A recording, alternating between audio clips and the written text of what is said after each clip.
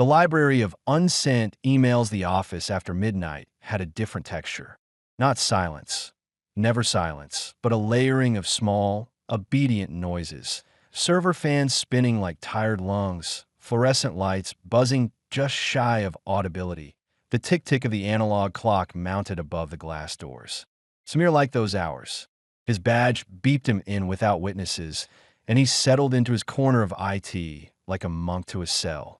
He set down his thermos, uncapped it, poured lukewarm coffee into a chipped mug. The smell was burnt, reliable. He always forgot sugar packets. He always told himself it didn't matter. The hum of the machines welcomed him. Each rack of servers blinked its little lights in a rhythm that suggested breathing. He'd once joked to a colleague that the office was alive, and the colleague had said, "That's creepy," and walked away. Samir hadn't repeated the joke. He opened his laptop. His fingers typed the sequence like a prayer. cd/var/mail/archive/. The clicks were steady, almost musical. He checked the logs. He liked logs. They obeyed rules. At 12:17 a.m., he stretched, rubbed the bridge of his nose, sipped coffee that had already cooled to room temperature. That's when he noticed it.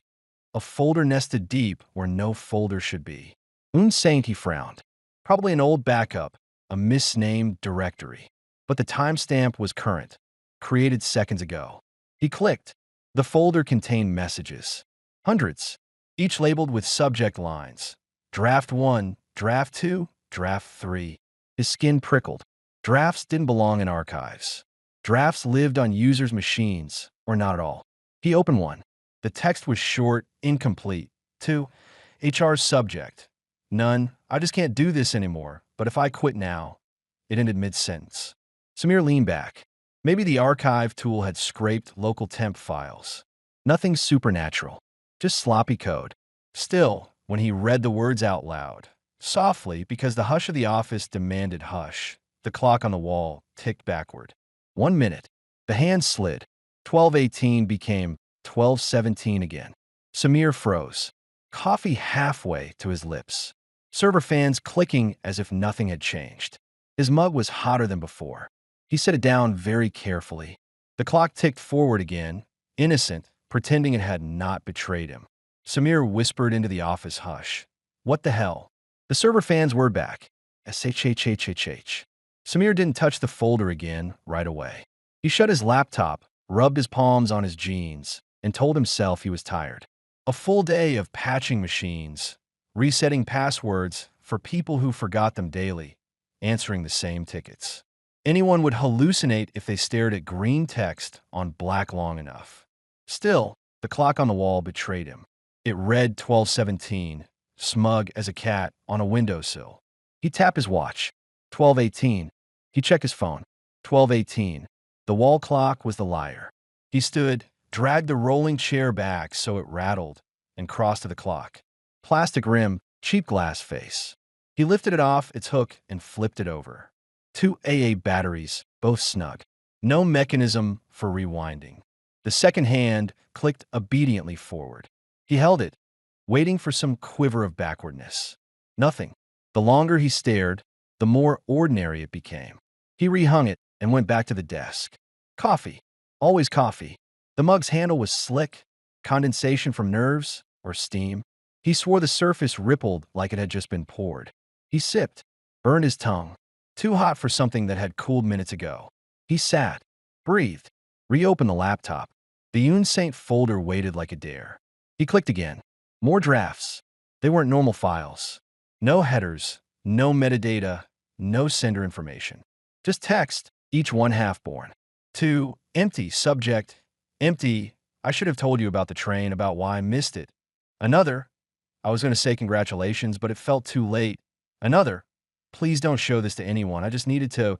Each broke off as if the typist had lifted their hands and never lowered them again. Samir scrolled. Hundreds. He leaned closer. The fan inside his laptop whirred. The servers in the next room answered, cooling themselves with steady sighs. Together, they sounded like breath amplified through ducts. He clicked Open Draft 47. 2. HR, I think I'm going to take the stairs up to the roof tonight. It won't. He closed it fast. His palms tingled. His own draft folder, personal Gmail, Outlook, all of it never synced here. So whose were these? He searched the directory. No owner. No creation date. No size. They existed without existing. He whispered, "Have to prove nothing would happen. Take the stairs up to the roof tonight." The wall clock ticked. The minute hand slid backward.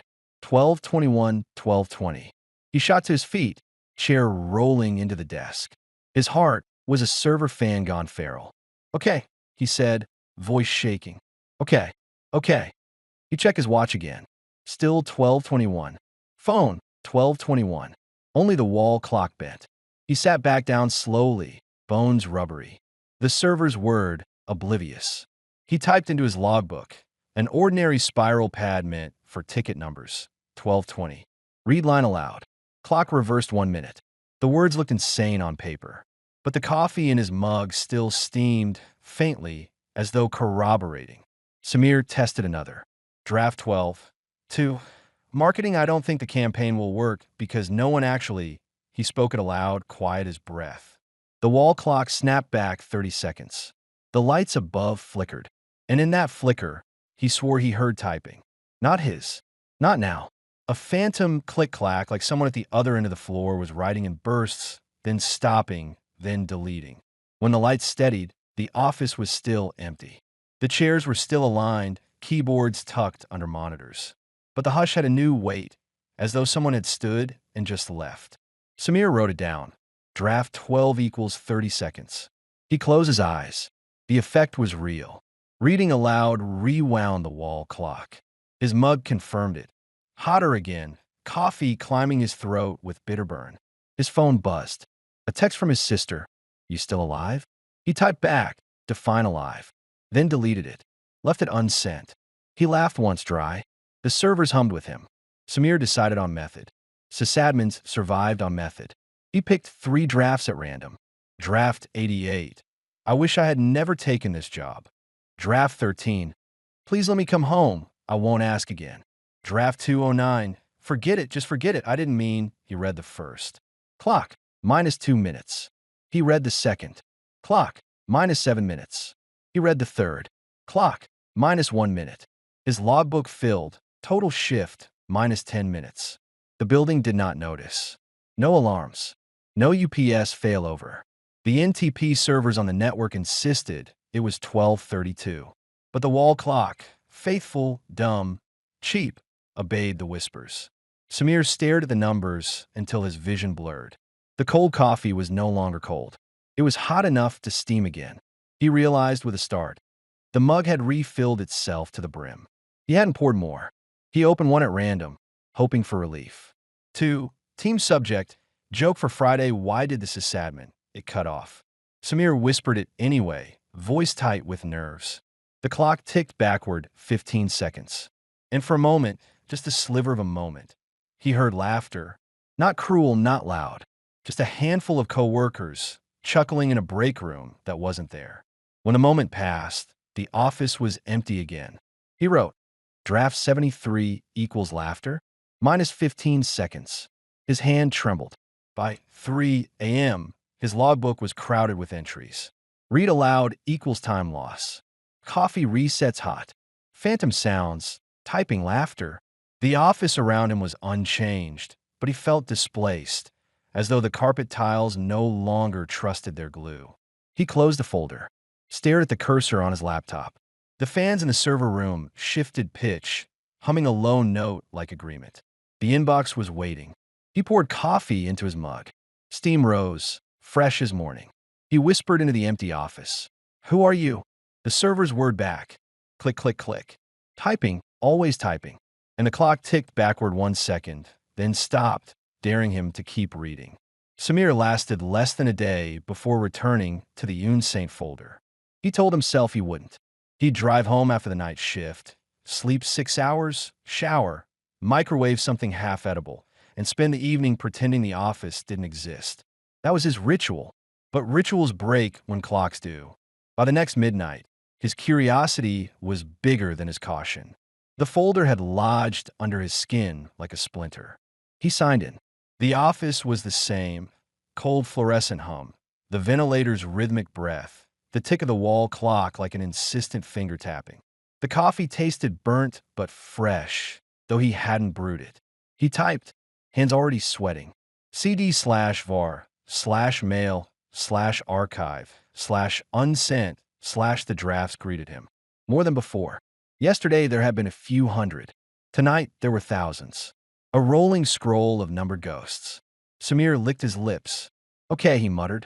Okay. He chose draft 311 because the number looked neat, like a palindrome. To none subject. None. I wish you knew how hard it is for me to say any of this out loud. Samir read it softly, voice barely above the hum of the server fans. The words turned to vapor in the air. He heard them leave his throat, but then something else happened. The wall clock's minute hand ticked backward. One clean notch. 12:14, 12:13. Samir froze. The office air thickened. And then, whisper. Not from his laptop. Not from his servers. From the text itself. The words he'd just spoken breathed back at him, lighter, almost fragile, as though the draft itself wanted to be heard twice. Hard for me to say any of this out loud. His arms prickled with goose flesh. The whisper wasn't his voice. He snapped the windows shut, lungs heaving. His pen scratched across the spiral logbook, draft 311. Whispered back, -1 minute. He put the pen down, but the sound clung like a shell pressed too long to the ear. Samir couldn't stop. He told himself he needed to test, to log data. That was his job, wasn't it? Monitor anomalies. He opened draft 67. 2. Self-stop making everything harder than it has to be. Just press send. He read it aloud. The wall clock slid back 3 minutes. 12:21, 12:18. The whisper came again, but this one laughed at him. A bitter, breathy chuckle on the last word, send. Samir's coffee steamed like he'd just poured it. He hadn't. He'd watched the mug sit untouched. He whispered back without thinking. What happens if I do press send? The servers clicked their fans, stuttered once, then resumed. The clock trembled. Nothing else. He wrote in the spiral, hand shaking, draft 67. -3 minutes, whisper laughed. He pushed his chair back, stood, paced the tiles. The office smelled of ozone, of dust and events. His shadow stretched too long across the cubicle partitions. When he sat again, the spiral's pages rustled, though no air moved. Samir opened draft 92 at random. To all today is my last day here. I wanted to thank it cut off. He read it aloud anyway, filling the silence with the unfinished gratitude. The wall clock dropped 2 minutes, and in the space of that rewind, he felt something impossible, the warmth of applause, like the faint echo of a clap in a hall that wasn't there. He looked up, half expecting coworkers to stand at the cubicle walls, smiling, waving. But the office was empty. He wrote, draft 92. -2 minutes, felt applause. The coffee refilled itself to the brim. Steam ghosted upward. He didn't drink. This one was darker. 2. Private address. I never told you it was me who. He read no further. His mouth dried. The draft cut off like a throat-choked midword. The wall clock stuttered, dropped 5 minutes at once. 12:43, 12:38. The whisper that followed was ragged. Breath pulled too fast through teeth. Samir's chair rattled back. He slammed the laptop shut. The sound in the air lingered. Me who? He didn't want to know the end. He didn't write in the spiral. He left the line blank. By 3 a.m., Samir had tested a dozen drafts. The pattern held. Read aloud time shifted. Each draft had its own cost. Some shaved seconds. Others bled full minutes. The more personal the draft, the heavier the rewind. And everyone whispered back, echoing his own voice, but never his tone. The wall clock now read 12:17. Again, his watch read 3:07. His phone buzzed with a notification from hours ahead. The wall clock was wrong. Or right. Or on its own schedule. Samir leaned back, pinched the bridge of his nose. His logbook looked like madness. 311. -1 minute, whispered back line, 67. -3 minutes, bitter laugh, 92. -2 minutes, applause, echo, 19. -5 minutes, ragged breath, cold coffee, no longer existed. Every sip scalded his tongue. He felt like he was sliding, just slightly, between two times that didn't quite agree. One stood out. Subject, line intact. 2. Celia, in turn. Subject, feedback you're not doing anything wrong. I don't know how to tell you that everyone notices. He read carefully, words sticking in his throat. The clock reeled backward 15 minutes. 12:46, 12:31. The whisper that returned was a young woman's sob. Short, choked off. Samir snapped the laptop closed. He pressed his palms flat against the desk. His nails dug crescents into the cheap laminate. When he opened his spiral, he wrote only 401, Celia. Don't read again. The letters blurred with sweat. At 3:33 a.m., he made a mistake. He opened draft 999. No header, just 2 words, Samir. Stop. He whispered it before thinking. The clock staggered back 1 minute. 12:34, 12:33. And the whisper that returned was his own name, but not in his voice. Samir. He slammed the laptop shut so hard the hinge cracked. The servers whirred louder, as if startled. He sat in the hush, hands trembling, coffee untouched. The wall clock ticked forward again, calm, as though nothing had happened. But Samir knew. The inbox wasn't just listening. It knew him. He wrote in the spiral with shaking hand, 999, addressed to me. Whisper my name. Then he underlined it until the paper tore. The server sighed. The clock clicked forward. Samir cradled his mug, felt the steam kiss his cheek. And for the first time since he'd found the folder, he wished he could stop reading. But the drafts waited, and the whispers waited louder. Samir had never been a gambler. He didn't believe in luck. He believed in logs. Logs didn't lie. Logs were obedient, time-stamped, audit-trailed. But as he sat in the glow of the monitor, listening to the server fans purr like a roomful of cats, he realized he was about to gamble anyway. With time, the Unsent Folder had grown again. Yesterday, there had been thousands. Tonight, there were tens of thousands. They rolled like tidewater, endless subject lines without subjects, numbers without context. Samir opened his spiral notebook. Across 2 pages, his handwriting spidered into charts and notes. Draft. Minutes lost, whisper type. He needed order. He underlined tonight's date twice. Drew a margin. Wrote tests. He flexed his fingers. His joints cracked in a hush. Draft 2143. 2. Mom, I don't want to say this on the phone, but Samir decided he'd read only half the line. I didn't want to say this. The wall clock shuddered. Dropped 30 seconds. The whisper returned. Halved. Want to say this, Samir swallowed. The unsaid portion hung in the air like a weight. He jotted. Partial reading equals partial effect. Clock, 30s. Whisper truncated. Draft 842, 2. All sorry about the meeting notes being late. Samir whispered it backward. I late being notes meeting the about sorry. The clock spun wildly for a full 10 seconds. Tick, tick, tick, like a woodpecker. When it stopped, 3 minutes had vanished. The whisper that answered was nonsense. Syllables reversed, warped into a kind of laughter. Samir gripped the desk edge until his knuckles blanched. Test 2. Backward reading unstable. Clock, 3M. Whisper equals distortion. 2. Myself remember to tell her she looks nice. Samir read it. The clock fell 1 minute. The whisper came back sheepish small. Looks nice, and for a heartbeat, the air around him warmed like the echo of a blush. He wrote, Draft 399. Clock 1M. Warmth in air. Then sat with the ache that someone, somewhere, had never said the simplest thing. Draft 120. 2. Boss, I can't finish the report. It's not ready. Samir skipped word aloud. I finished not. The clock staggered, dropped 2 minutes. The whisper came back jagged. Can't. Report. Ready. Each fragment punched like a gavel. The servers clicked louder, unsettled. He scribbled, skipping words, fragments, whisper. 2M. This one stopped him cold. 2. That I never got to say. Samir closed his eyes. His unsent draft to her had already appeared in Unsent. I didn't, he whispered. Silence. Then, I feel like I dreamed it. But it wasn't a dream. I'm sorry, he said, voice cracking. She sighed. You always are. When the line went dead, Samir set his phone face down on the desk. The servers hummed louder, as though they approved of apologies, whether sent or unsent. A simple one. 2. Security elevator stuck again at 2:17. Samir read it. The wall clock slid backward 2 minutes. And then, with mechanical groan, the building's elevator dinged. Doors opened. No one inside. He stepped toward it. The floor indicator flickered. 2:17. His stomach dropped. He scribbled in the ledger, draft elevator. 2M.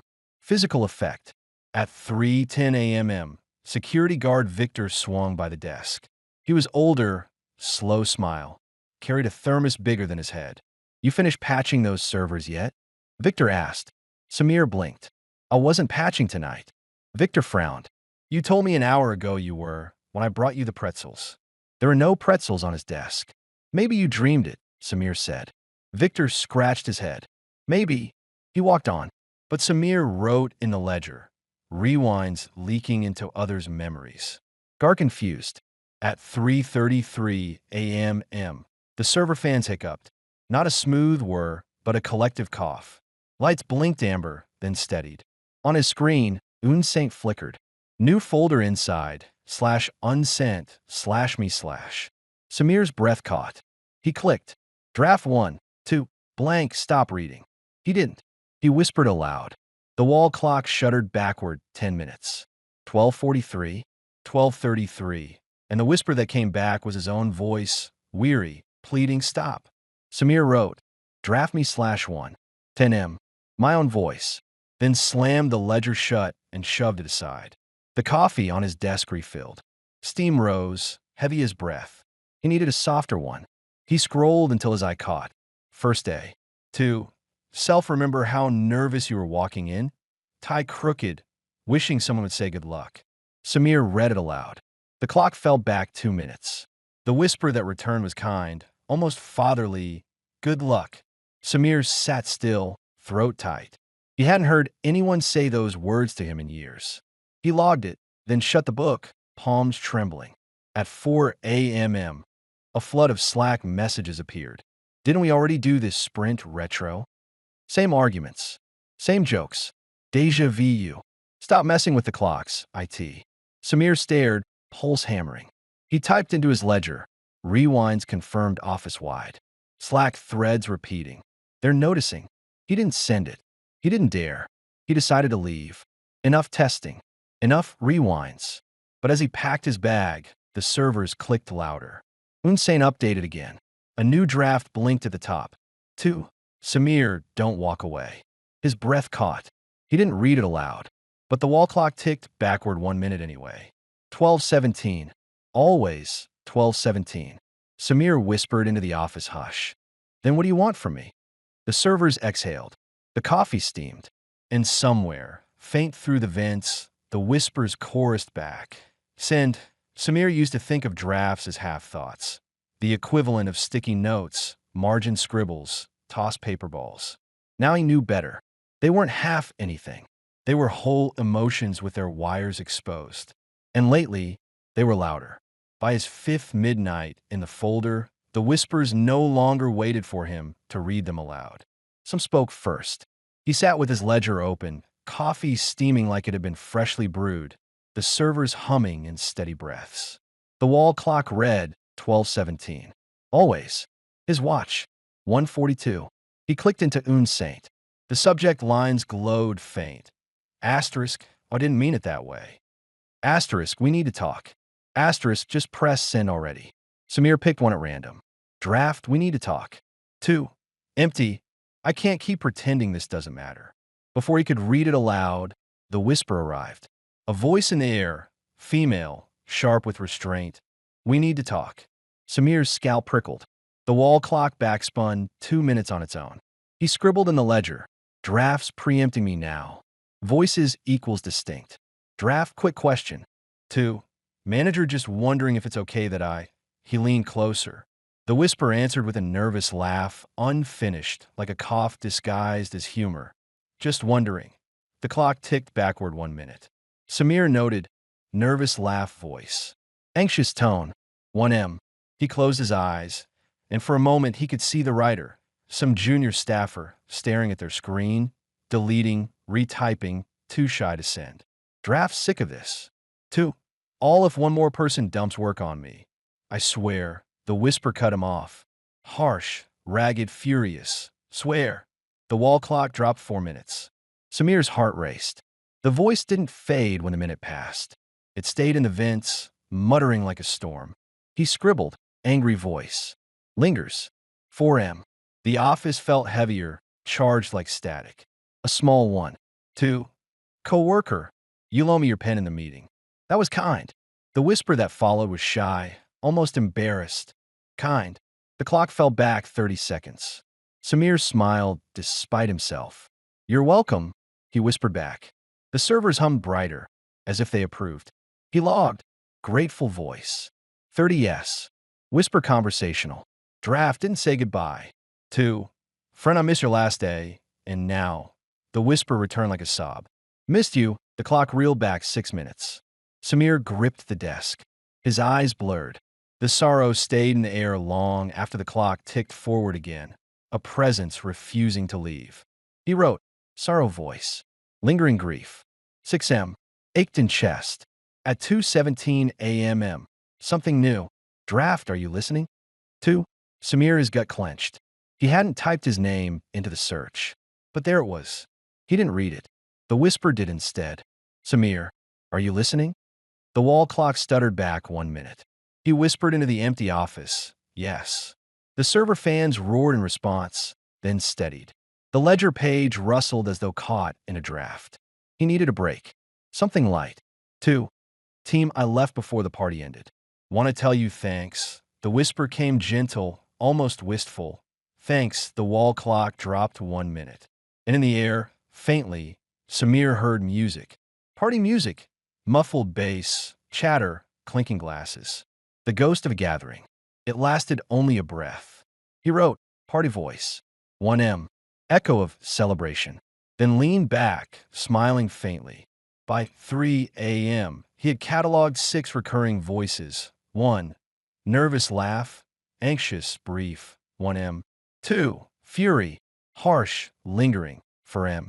3. Gratitude. Shy light. 30S. 4. Sorrow. Sobbing. Heavy. 6M. 5. Wistful. Party echo. 1M. 6. Direct. Addressed him by name. 1M. The drafts weren't just whispers. They were people half-housed in his office. Samir rubbed his temples. You're not files, he murmured. You're what? Echoes. Ghosts. The servers answered with steady, synchronized clicks, like 1,000 keyboards typing in approval. The wall clock slid backward another minute. When he flipped his ledger to log the next test, his handwriting had changed. Samir, are you listening? Appeared in neat black ink. He hadn't written it. He snapped the book shut, shoved it under the desk. His pulse pounded. 1 last test before leaving. 2. Coworker, thanks for eating with me. I know I'm quiet. He read it softly. The whisper that followed was sweet, tender. Thanks. The clock dropped 2 minutes. Samir smiled faintly. Logged it. For a moment, the office felt warmer. At 4:12 a.m., the servers groaned. The Unsent Folder refreshed. A single new draft blinked. 2. Samir, stop writing us down. Samir's chest froze. The whisper followed, clear, firm, unmistakable. Stop. The wall clock ticked backward 1 minute. 12:17. Always 12:17. Samir whispered back, I can't. The servers sighed like disappointment. The ledger pages fluttered, as if the voices were laughing quietly. Samir, stop pretending. He came to work to maintain servers. He still answered the tickets, still patched the machines, but his real work began after midnight. The Unsent Folder had become a library, a cathedral, a bottomless well. Every click opened a different life, half-shaped, unsent. Tonight, he promised himself, no experiments, no testing volume or skipping words, just listening, cataloging, giving the drafts the dignity of being heard. He flipped open the ledger, its pages restless under his hand, and uncapped his pen. To blank, I'm sorry. I don't even know for what, but I wake up with the taste of sorry in my mouth. Samir read it softly. The wall clock slid backward 2 minutes. The whisper that returned was small, almost childlike. Sorry, Samir logged. General apology. 2M. Voice equals childlike. He exhaled. The air smelled faintly of salt, as if tears had been hidden in the vents. 2. All if laughter is the best medicine. We're terminal. Samir chuckled despite himself. The clock dropped 1 minute. The whisper came back as a groan, a muttered terminal, half amused, half embarrassed. He wrote, failed joke. 1M. Whisper, self-deprecating. And he laughed again, because even ghosts could bomb their punchlines. 2. Private address. Will you marry me? I was going to ask at dinner, but I froze. Samir hesitated. This was intimate. Too intimate. But he read it anyway. The clock rewound 6 minutes. The whisper answered with a trembling hope. Marry me. Samir's chest ached. He wrote, unsent proposal. 6M. Voice hopeful, trembling. And for a moment he saw the writer. Someone hunched over a keyboard. Ring hidden in a pocket. Courage failing. 2. Manager, I quit. You won't hear this from me in person. Samir read it. The clock spun back 10 minutes. The whisper came flat, exhausted. Quit. He logged it. And as he did, the office lights flickered as though someone had turned off more than electricity. The clock fell 1 minute. The whisper came back sheepish, small. Looks nice, and for a heartbeat, the air around him warmed like the echo of a blush. He wrote, draft 399. Clock 1M. Warmth and air. Then sat with the ache that someone, somewhere, had never said the simplest thing. Draft 120. 2. Boss, I can't finish the report. It's not ready. Samir skipped words aloud. I finish not. The clock staggered, dropped 2 minutes.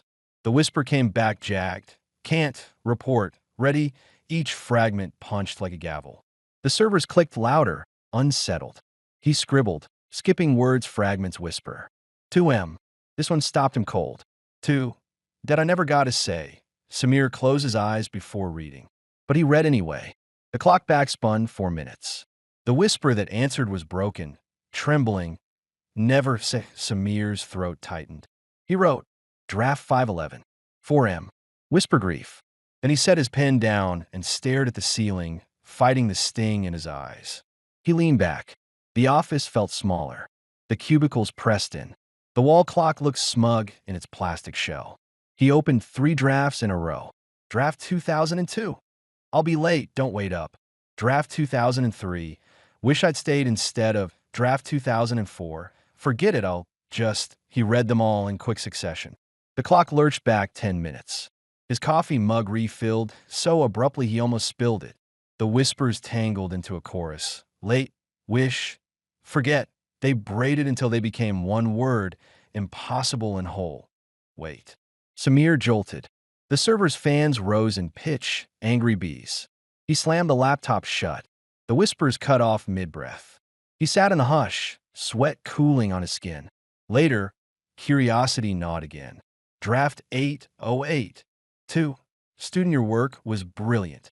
I just didn't want to inflate your ego, but Samir read it aloud. The clock sighed back 2 minutes. The whisper answered tenderly, brilliant. And for a moment, he swore the fluorescent light softened. He wrote, draft 808. 2M. Whisper affectionate. He stared at the entry too long, then whispered to no one. Why didn't you send it? The servers hummed in sympathy. Draft 1222. To all I hate this place. Samir whispered it loud, almost shouted. The clock backspun 6 minutes. The whisper that answered was a shout too, reverberating through the vents. Hate. The ceiling tiles trembled. He logged. Louder voice equals stronger echo. 6M. He shut the laptop, trembling. By 4 a.m., his mug had refilled 5 times. His tongue was raw from burns. The wall clock read 12:27. His watch read 4:08. The room smelled thick with old grounds, bitter steam curling endlessly. He leaned back, eyes gritty. The servers pulsed steady, steady, steady. The drafts waited, patient. Samir rubbed his temples. He could almost feel the time pooling at his feet like water he'd siphoned from pipes not meant to bend. And the whispers lingered. Not just repeating lines now.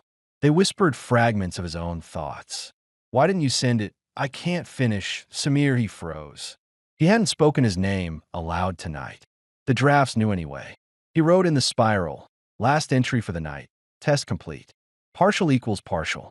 Backward equals unstable. Skip equals fragments. Loud equals stronger. Drafts now whisper my own mind. He closed the book, closed the laptop, but the whispers didn't stop. They clicked in the dark like keys still typing. And the wall clock ticked back one more minute, unbidden. 12:26. Samir pressed his palms flat on the desk and whispered to the empty office. I didn't read that one. The server fan sighed back, long and low. SHHHHH. Samir came the next night with a new notebook. Not the battered spiral he used for ticket IDs and server notes. This one was clean, black hardbound, grid-lined pages. A ledger, the kind accountants used before screens ate their handwriting. If time could bend, he needed to track the bends. He set his coffee on the desk, hot already, though he hadn't poured it, and clicked into Unsent. The folder was bigger again. No numbers now, just subject lines like questions. Should I tell you? Draft I'll never finish. For later, maybe. The office hummed around him. Server fans, fluorescent buzz, the tick-tock tick of the wall clock, trying to insist it was the only authority in the room. Samir uncapped his pen, drew columns. Draft ID, content, clock shift, whisper tone. Notes it felt absurd. It felt necessary. He opened draft, sorry again. To blank. I keep replaying what I said, and I know it wasn't fair. He read it aloud, softly. The clock ticked back 2 minutes. The whisper that returned was damp, heavy, like someone's voice after crying. Wasn't fair. Samir wrote. ID. Sorry again, content. Apology shift. 2M whisper. Tearful notes. Felt humidity in air. He wiped his eyes on instinct, though they weren't wet. Next draft. Don't laugh. 2. You, I think about you more than I admit. Even when you. Samir's lips tingled as he read it. The clock dropped 6 minutes. The whisper came back warm, confessional, almost pleading. Think about you, he wrote. ID. Don't laugh, content. Confession shift. 6M whisper. Warm/pleading notes. Tingling lips. Heartbeat up, he pushed his chair back. Rolled his neck. Exhaled. Jesus. The servers answered with their mechanical sighs. Draft subject. For her. Maybe never. 2. Blank. Your laugh keeps me alive at work. I was going to. Samir spoke it gently. The wall clock swung back 4 minutes. The whisper that returned was soft, like a hand brushing cloth. Keeps me alive. Samir's chest ached. He wrote. ID. For her, content. Love note shift. For M, whisper. Soft, affectionate notes. Aching chest, he shut his eyes for a beat. Let the sound linger. 2. HR, this job has eaten my weekends, my marriage, and I think Samir read it. The clock reversed 12 minutes. The whisper came back hollow, exhausted. Job has eaten me, he flinched. His pen dug into the page. ID. Resignation, content. Career despair, shift. 12M, whisper. Hollow notes, longest shift yet. Office colder, afterward the air truly was colder. The fluorescent lights looked blue, sterile. He rubbed his arms until goose flesh calmed. He couldn't help it. He minimized the folder, opened his Gmail. Drafts, 3, all junk. 1 to himself. Pick up more filters. Another. Meeting rescheduled 10 a.m. 1 unsent apology to his sister. Sorry I missed your call again. He stared at that one. What if it appeared in Unsent? He refreshed. It did. Sitting at the top. Sorry I missed your call. Samir's mouth went dry. He read it aloud, barely breathing. The clock rewound 8 minutes. The whisper that answered was his own voice. Sorry, but twisted. Too sharp, too sad. He dropped the pen. It clattered on the desk. When he picked it up, his hand shook. ID. My own draft, content. Apology to sister, shift. M, whisper. Own voice, warped notes. They're reading me too by 2:30 a.m. His ledger had 25 entries. Apologies, confessions, love notes, rants. Each had a clock shift, each had a whisper tone. The wall clock read 12:22. His watch read 2:34. When he flipped a page to continue, the first page had changed. Where he had written sorry again, 2M, the ink had bled into sorry again and again and again. He blinked, rubbed his eyes. The words blurred back into his handwriting. He turned the page. Another entry warped. Don't laugh. Confession, don't laugh, I'm serious. Samir slammed the ledger shut. The pen rolled off the desk, hit the carpet with a dull thud. The servers hummed louder. He whispered, not funny. The clock ticked backward 1 minute. 12:21. One draft lightened the air. 2. All if anyone asks. Tell them I didn't eat the last donut. Samir read it with a chuckle. The clock ticked back 1 minute, and the whisper that answered actually giggled. A sound so brief and normal it cut through the office's weight. He wrote it down, smiling despite himself, then shut his eyes, savoring that tiny burst of levity. By 4 a.m., Samir's ledger had 40 entries. His coffee mug steamed, perpetually full. His pulse ached with caffeine, but he hadn't swallowed half. He leaned back, rubbing his eyes. The tick of the wall clock filled the room. 12:19. His watch, 4:07. The ledger pages rustled. Not from the HVAC, from themselves. He opened to a random page. His notes had shifted again. For her. Love note for her or for me. Resignation. Career despair. Don't quit yet. Samir's skin prickled. He whispered, Are you rewriting me? The servers exhaled in one long sigh, and the wall clock dropped another minute. 12:18. Samir closed the ledger, palms sweating. He wanted to shove it in his backpack, but something in him feared taking it home. Let live here, among the fans and clicks and cold light. He opened his spiral notebook instead, scribbled. Ledger is fighting back. Rewrites. Don't trust ink. The office hummed like approval. He sipped coffee. Scalding. Always scalding. At 4:45, he stood, stretched, gathered himself. He walked the empty aisles between cubicles, listening. The whispers didn't wait for him to read anymore. They hovered faint, half-formed in the white noise of the HVAC. Sorry, wish I'd said, Samir, he froze. His own name again. He turned in place, mug trembling. Who's writing me? The only answer was the tick of the wall clock. 12:17. Always 12:17. By the fourth night, Samir wasn't the only one noticing. He came in at 11:57 p.m. Badge beep echoing in the empty lobby. The cleaning crew wheeled their cart past, eyes glazed with overtime. He offered the usual nod. Tonight the cleaner looked up, frowned, and said, Didn't I just see you leave? Samir blinked. I just got here. The cleaner shook his head, muttered something about long hours, and trundled away. But the words clung to Samir like lint. Didn't I just see you leave? He set his mug down on the desk. Steam rose, though he hadn't poured coffee. The wall clock read 12:17. At 1:14 a.m., he heard voices. Unusual. The building should have been empty except security. He walked down the hall, past cubicles glowing faint blue from sleeping monitors. 2 project managers huddled near the printer, whispering. One of them, Harper, always harried, shook her head violently. No, it happened again, she said. We were in the meeting. Brian cracked the donut joke again. Word for word, even the way he wiped his hands. The other frowned. You're just tired. Harper's voice trembled. He laughed before I finished the sentence, like he knew I'd say it. Samir stepped back before they saw him. His heart hammered. The drafts were leaking. The next day, the office Slack channel buzzed with chatter. Didn't we already have the Tuesday meeting? Weird as deja vu, same slides, same typo. Felt like we repeated 10 minutes. Samir scrolled through messages, cold sweat prickling his skin. He knew exactly why.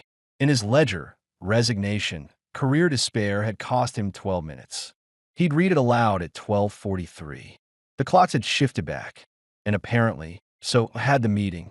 He slammed the ledger shut, shoved it under his monitor stand like a guilty magazine. He needed to test carefully. He picked a new draft to all happy birthday to whoever brought cake. Sorry I forgot your name. He whispered it. The wall clock shifted back 1 minute, and in the next instant, the office Slack pinged. Hey, didn't we already sing happy birthday in the break room? Cake's gone, but I swear I just had a slice. Samir gripped the desk edge, pulse spiking. It wasn't just him anymore. At 2:30 a.m., his phone buzzed. His sister. He hesitated. She rarely called at night. Samir. Her voice was breathless. You called me earlier. Said you couldn't talk long. But my log doesn't show a call. Did you? Samir closed his eyes. His unsent draft to her had already appeared in Unsent. I didn't, he whispered. Silence. Then, I feel like I dreamed it. But it wasn't a dream. I'm sorry, he said, voice cracking. She sighed. You always are. When the line went dead, Samir set his phone face down on the desk.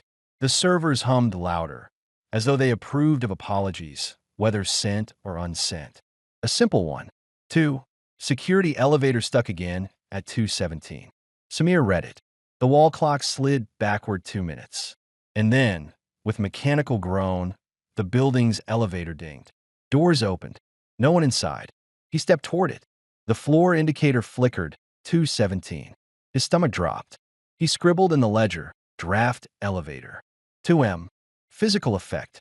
At 3:10 a.m., security guard Victor swung by the desk. He was older, slow smile, carried a thermos bigger than his head. You finished patching those servers yet? Victor asked. Samir blinked. I wasn't patching tonight. Victor frowned. You told me an hour ago you were, when I brought you the pretzels. There were no pretzels on his desk. Maybe you dreamed it, Samir said. Victor scratched his head. Maybe. He walked on. But Samir wrote in the ledger, rewinds leaking into others' memories. Guard confused. At 3:33 a.m., the server fans hiccuped. Not a smooth whir, but a collective cough. Lights blinked amber, then steadied. On his screen, Unsent flickered. New folder inside, /unsent /me/. Samir's breath caught. He clicked. Draft 1, 2, blank, stop reading. He didn't. He whispered it aloud. The wall clock shuddered backward 10 minutes. 12:43, 12:33. And the whisper that came back was his own voice, weary, pleading. Stop. Samir wrote, draft me /1, 10M. My own voice. Then slammed the ledger shut and shoved it aside. The coffee on his desk refilled. Steam rose, heavy as breath. He needed a softer one. He scrolled until his eye caught. First day. 2. Remember how nervous you were walking in, tie crooked, wishing someone would say good luck. Samir read it aloud. The clock fell back 2 minutes. The whisper that returned was kind, almost fatherly. Good luck. Samir sat still, throat tight. He hadn't heard anyone say those words to him in years. He logged it, then shut the book, palms trembling. At 4 a.m., a flood of Slack messages appeared. Didn't we already do this sprint retro? Same arguments. Same jokes. Deja vu. Stop messing with the clocks, IT. Samir stared, pulse hammering. He typed into his ledger. Rewinds confirmed office-wide. Slack threads repeating. They're noticing. He didn't send it. He didn't dare. He decided to leave.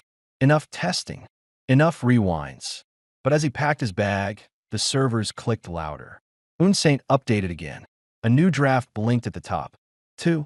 Samir, don't walk away. His breath caught. He didn't read it aloud. But the wall clock ticked backward 1 minute anyway. 12:17. Always 12:17. Samir whispered into the office hush. Then what do you want from me? The servers exhaled. The coffee steamed. And somewhere, faint through the vents, the whispers chorused back. Send. Samir used to think of drafts as half-thoughts. The equivalent of sticky notes, margin scribbles, tossed paper balls. Now he knew better. They weren't half anything. They were whole emotions with their wires exposed. And lately, they were louder.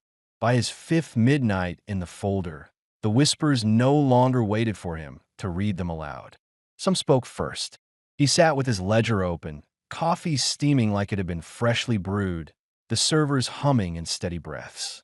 The wall clock read 12:17. Always. His watch, 1:42. He clicked into Unsent. The subject lines glowed faint. I didn't mean it that way. We need to talk. Just press send already. Samir picked one at random. Draft, we need to talk. 2. Empty. I can't keep pretending this doesn't matter. Before he could read it aloud, The whisper arrived. A voice in the air, female, sharp with restraint. We need to talk. Samir's scalp prickled. The wall clock backspun 2 minutes on its own. He scribbled in the ledger. Drafts preempting me now. Voices equals distinct. Draft quick question. 2. Manager just wondering if it's okay that I... He leaned closer. The whisper answered with a nervous laugh, unfinished like a cough disguised as humor. Just wondering. The clock ticked backward 1 minute. Samir noted. Nervous laugh voice. Anxious tone. 1M. He closed his eyes, and for a moment he could see the writer, some junior staffer, staring at their screen, deleting, retyping, too shy to send. Draft sick of this. 2. All if one more person dumps work on me. I swear. The whisper cut him off. Harsh, ragged, furious. Swear. The wall clock dropped 4 minutes. Samir's heart raced. The voice didn't fade when a minute passed. It stayed in the vents, muttering like a storm. He scribbled. Angry voice. Lingers. 4M. The office felt heavier, charged like static. A small one. 2. Co-worker. You'll owe me your pen in the meeting. That was kind. The whisper that followed was shy, almost embarrassed. Kind. The clock fell back 30 seconds. Samir smiled despite himself. You're welcome, he whispered back. The servers hummed brighter, as if they approved. He logged. Grateful voice. 30S. Whisper conversational. Draft didn't say goodbye. 2. Friend, I missed your last day. And now. The whisper returned like a sob. Missed you. The clock reeled back 6 minutes. Samir gripped the desk. His eyes blurred. The sorrow stayed in the air long after the clock ticked forward again, a presence refusing to leave. He wrote. Sorrow voice. Lingering grief. 6M. Ached in chest. At 2:17 a.m. Something new. Draft, are you listening? 2. Samir, his gut clenched. He hadn't typed his name into the search. But there it was. He didn't read it. The whisper did instead. Samir, are you listening? The wall clock stuttered back 1 minute. He whispered into the empty office, yes. The server fans roared in response, then steadied. The ledger page rustled as though caught in a draft. He needed a break. Something light. 2. Team, I left before the party ended. Want to tell you thanks. The whisper came gentle, almost wistful. Thanks. The wall clock dropped 1 minute. And in the air, faintly, Samir heard music. Party music. Muffled bass, chatter, clinking glasses. The ghost of a gathering. It lasted only a breath. He wrote, party voice. 1M. Echo of celebration. Then leaned back, smiling faintly. By 3 a.m., he had cataloged 6 recurring voices. 1. Nervous laugh. Anxious, brief. 1M. 2. Fury. Harsh, lingering. 4M. 3. Gratitude. Shy, light. 30S. 4. Sorrow. Sobbing. Heavy. 6M. 5. Wistful. Party echo. 1M. 6. Direct. Addressed him by name. 1M. The drafts weren't just whispers. They were people, half-housed in his office. Samir rubbed his temples. You're not files, he murmured. You're what? Echoes? Ghosts.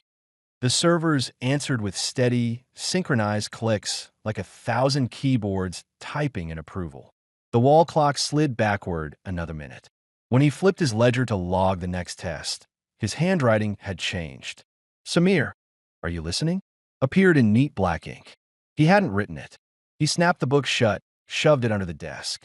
His pulse pounded. One last test before leaving. 2.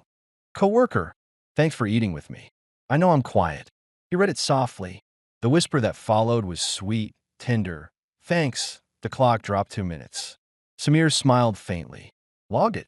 For a moment, the office felt warmer. At 4:12 a.m., the servers groaned. The Unsent Folder refreshed. A single new draft blinked. 2. Samir, stop writing us down. Samir's chest froze. The whisper followed, clear, firm, unmistakable. Stop. The wall clock ticked backward 1 minute. 12:17. Always 12:17. Samir whispered back. I can't. The servers sighed like disappointment. The ledger pages fluttered, as if the voices were laughing quietly. Samir stopped pretending. He came to work to maintain servers. He still answered the tickets, still patched the machines, but his real work began after midnight. The Unsent Folder had become a library, a cathedral, a bottomless well. Every click opened a different life, half-shaped, unsent. Tonight, he promised himself, no experiments, no testing volume or skipping words, just listening, cataloging, giving the drafts the dignity of being heard.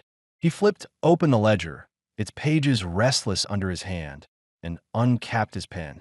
To blank, I'm sorry. I don't even know for what, but I wake up with the taste of sorry in my mouth. Samir read it softly. The wall clock slid backward 2 minutes. The whisper that returned was small, almost childlike. Sorry, Samir logged. General apology. 2M. Voice equals childlike. He exhaled. The air smelled faintly of salt, as if tears had been hidden in the vents. 2.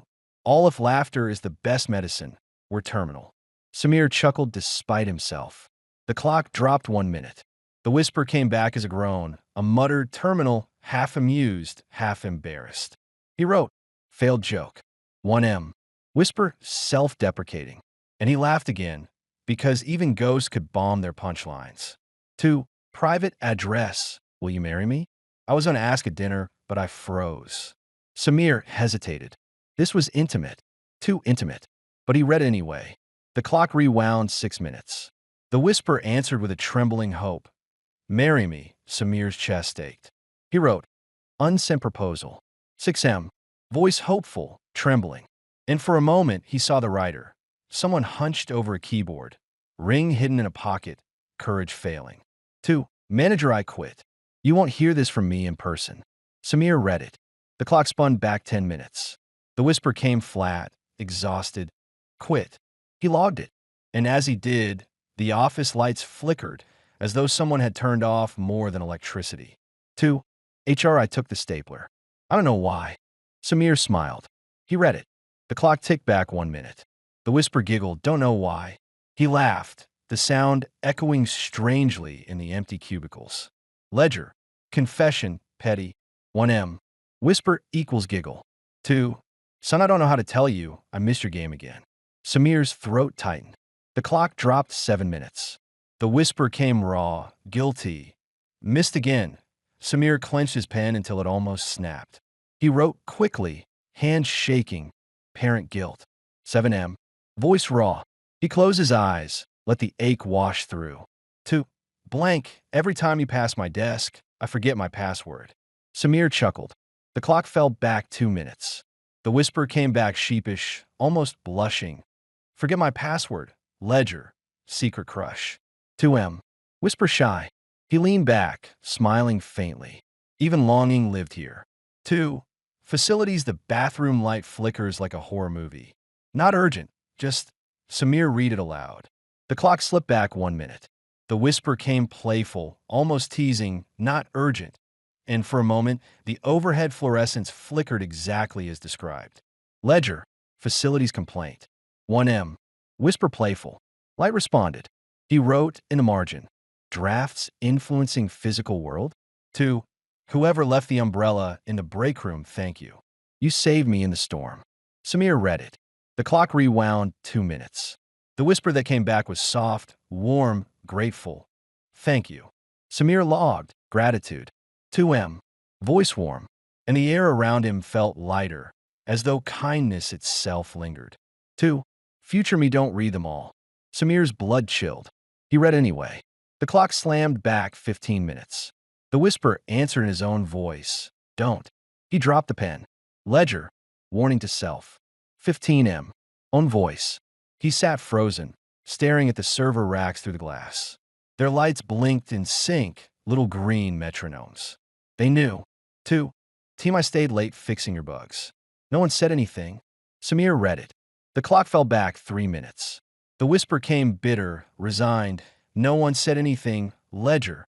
Unacknowledged work. 3M. Voice bitter. Samir muttered aloud. Thank you. The servers sighed in response. By 3 a.m., the drafts overlapped. The whispers no longer waited. They rose together, polyphonic. Sorry, marry me, quit. Thank you, don't. The wall clock shuddered backward, minute by minute, as if bowing to a choir. Samir clutched his mug, scalding steam fogging his glasses. His pen scratched furiously, voices overlapping. Choir effect. Office feels full. Time slipping faster. He closed his eyes, just listening. The unsent were filling the office. He wasn't alone. Not anymore. At 4:12 a.m., he closed the ledger. He couldn't bear more. But the Unsent folder refreshed once more. A single new draft blinked at the top. 2. Samir, thank you for listening. His chest tightened. The whisper answered, warm, collective, layered, thank you. The wall clock fell back 1 minute. 12:17. Always 12:17. Samir wrote in the ledger. They know me now. And for the first time since he'd found the folder, he felt less alone. Celia wasn't supposed to be here. Not in the folder, not in the whispers, not yet. She was an intern, a junior, barely out of school. He'd seen her in the break room once or twice, always with earbuds, always apologizing for bumping chairs. And yet her name appeared, bold as a slap, in Unsent. Draft, Celia_F. Emil Samir's hands shook on the keyboard. The servers clicked louder, as though leaning in. He double-clicked. The text filled the screen. 2. Unsent. Subject. I can't stay here. I don't know how to tell anyone. I hate coming in. I hate how they all smile at me, but don't see me. I think about quitting every day. I think about just not showing up. I think about the draft ended mid-thought. Samir's breath left him. This wasn't years old. This wasn't forgotten ghost. This was now. He hesitated. He shouldn't read it. It wasn't his. It was personal, raw living. But he couldn't stop. He whispered the words, I can't stay here. The wall clock convulsed. 15 minutes fell away in a single sweep. 1:02. 12:47. The whisper that answered was unmistakable. Celia's voice. Small, strained. Don't see me. Samir's chest clenched. He logged quickly, pen stabbing the page. Celia's draft. 15M. Whisper equals her voice. Then shoved the ledger aside. His palms were slick. He stood, pacing the cubicle aisle. His sneakers squeaked faintly on the carpet tiles.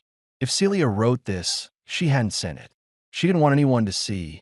And yet here he was, reading it aloud, stealing her unsent words. Not fair, he muttered. The server fans hummed, unconcerned. The whispers stirred. Don't see me, repeated faintly through the vents. Samir pressed his palms to his ears. Shut up. The wall clock ticked backward 1 minute. 12:46. Always sliding, always dragging him closer. The next day, Celia passed his desk. She smiled awkwardly, clutched her coffee. Morning. Samir froze. The whisper echoed in his head. Don't see me, he forced a smile. Morning. She lingered, shifting her weight. Hey, weird question. Do you ever feel like we've had the same day twice? Samir's stomach flipped. What do you mean? She laughed, nervous. Deja vu, I guess. Yesterday's meeting felt like a rerun. Even the jokes. Like I remembered it before it happened. His throat was dry. He forced out, yeah. Happens. She nodded, frowning. It's creepy. Then hurried on. Samir sat frozen, her draft burning in his memory. That night, Samir opened another at random to steady himself. 2. Blank. I ate lunch in the stairwell again, so nobody would watch me. He read it. The clock fell back 3 minutes. The whisper returned, small, ashamed. Again, he logged. Lunch alone. 3M. Voice ashamed. And thought of Celia again, earbuds in, always looking down. When he returned to his desk, the ledger had changed. His neat entry, Celia's draft. 15M. Whisper equals her voice, had bled. The words rearranged themselves. Celia. Don't tell her. Samir recoiled. His pen rolled off the desk, clattered on the carpet. The servers pulsed louder. He whispered, what if I already did? The wall clock dropped another minute. 12:45. He tried to escape the guilt with another voice. 2. Friend. I missed the train because I couldn't run fast enough. I didn't want to admit. Samir read it. The clock backspun 2 minutes. The whisper answered, breathless, panting as though mid-sprint. Couldn't run, Samir wrote. Missed train. 2M. Whisper breathless. And he sat very still, because the air in the office smelled faintly of iron and rails. At 3:12 a.m., the servers coughed. Unsent refreshed. A new draft appeared. 2. Samir, don't tell Celia. Samir's hands trembled. The whisper that followed was firm, collective, layered. Don't. The wall clock dropped 1 minute. 12:44. Samir closed his eyes, whispering, but she has a right to know. The servers groaned in protest. The coffee on his desk boiled, steaming too hot to drink. One more draft, anything to distract. 2. Myself, I'm still sitting in the parking lot. Can't make myself go in. He read it. The clock fell back 4 minutes. The whisper answered in a low moan. Can't go in. Ledger. Parking lot dread. 4M. Whisper equals paralyzed. Samir scribbled fast, hands shaking. He couldn't escape the echo of Celia's draft behind it all. By 4 a.m., the office was full of whispers. Apologies, jokes, regrets. But all Samir heard was Celia's voice repeating, "Don't see me," through the ducts. He stared at his ledger. His notes blurred into warnings. Don't tell her. Don't. Stop. The wall clock ticked backward once more. 12:17. Always 12:17. Samir pressed his palms flat against the desk and whispered into the empty office. Then what do I do with her? The servers answered with a deep, synchronized sigh, and the whispers chorused back, layered, insistent. Keep her unsent. Samir couldn't stop thinking about Celia's draft. The words sat in his head like hot coals. I can't stay here. They don't see me. He wanted to tell her. Wanted to ask, did you write this? Did you mean it? Do you know what's happening? But the ledger had warned him. The whispers had chorused. Don't. And so he turned to the only thing he trusted. Experiment. Method. Logs. If the drafts could be bent, maybe he could find a way through. He scrolled the draft, almost said it. To blank. I almost told you in the stairwell, but Samir whispered just the first half. I almost told you. The wall clock stuttered, rewound 1 minute. The whisper came back incomplete, ragged, almost told, but then something new. A second voice layered over, finishing the line. But I didn't. Samir froze. The draft had written itself through the whisper. He scribbled in the ledger. Half-sentence triggers completion by whisper. 1M. The page pulsed faintly under his hand, as if pleased. Next, draft blame. 2. Manager, I think name, dropped the ball on the report. Samir replaced the name with silence when he read it. I think, dropped the ball. The wall clock fell back 2 minutes. The whisper that came was sly, conspiratorial. You dropped the ball. Samir's heart jolted. The drafts weren't filling blanks. They were aiming. He wrote shakily, omitting names makes them accuse me. 2M. He slammed the ledger shut. He needed a calmer test. 2. IT, can you remove my account? I won't be back. He whispered it. The wall clock slid back 6 minutes. The whisper answered flat, tired. Won't be back. Ledger. Resignation. 6M. Voice flat. And when he turned, one of the cubicle desks behind him was empty. Chair pushed in, monitor dark. Samir whispered, who sat there? No answer. He rubbed his arms against the chill. He braced himself. Draft too late. 2. Blank. I wanted to say it before you left. Samir whispered it backward. The wall clock convulsed, dropped 5 minutes. The whisper that returned wasn't backward. It was clear, strong, furious. Don't do that. Samir recoiled, chair wheels squealing on the carpet. Ledger. Reverse reading punished. 5M. Whisper angry. His palms were slick. 2. Facilities, the conference room clock is always 5 minutes slow. Samir read it. The wall clock dropped exactly 5 minutes. When it ticked forward again, it was aligned with his watch. Samir stared, disoriented. Ledger. Facilities complaints sync clocks. Draft can reset time forward, not just back. His pulse raced. Maybe he wasn't doomed to rewinds. Maybe there was a way out. He decided to try something bold. He opened Celia's draft again. Read half a line, then whispered back. What do you want me to do? The wall clock didn't move. But the whisper came back, unmistakable, Celia's voice. See me. Samir's stomach dropped. He wrote in the ledger, hand shaking. Celia's draft responds to direct questions. Not passive. 0M. The page rippled under his palm. He scrolled randomly, desperate for distance. 2. Unknown. It was me behind the wheel that night. Samir's throat closed. He read anyway. The wall clock fell back 10 minutes. The whisper that came was strangled, guilt-heavy. Me. Samir dropped his pen. Ledger. Confession of guilt. 10 m. Whisper strangled. He rubbed his temples. The office air tasted metallic like blood. When he picked up the pen, the ledger had shifted. His neat notes, half-sentence triggers completion, had bled into a new sentence. Don't teach them. Samir slammed it shut. Too late, he muttered. The wall clock ticked backward 1 minute. 12:17. Always 12:17. At 4:11 a.m., he opened one last draft. Subject, promise. To self, don't forget what you swore. Never let them know. Samir whispered it. The wall clock rolled back 7 minutes. And the whisper answered, not in a stranger's voice, but his own, never let them know. Samir gripped the desk, whispering back, know what? The servers groaned. Unsent refreshed. A new draft blinked into existence. 2. Samir, they already know. The wall clock stuttered, dropped to 12:16. Samir's chest froze. He hadn't touched it. The drafts were moving without him. Samir had always loved the server room. Most sysadmins did. It was the heart of the building, steady and cold, a place where machines hummed without complaint. The air conditioning roared to keep the racks cool, drying the breath from his lips. The LEDs blinked like constellations, patient and precise. It was the only room that had ever felt alive to him. Until now. Now the rest of the building was alive too. But tonight, for reasons he couldn't quite name, he needed to bring the whispers here. To see what happened when ghosts met their cathedral. At 1:07 a.m., he swiped his badge at the reinforced door. The magnetic lock clicked open. The cold hit him instantly, sharp enough to raise goose flesh on his forearms. He set his coffee mug on the cart, steam rising even in the chill, and opened his laptop.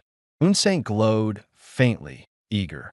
The wall clock above the racks read 12:17. Always 12:17.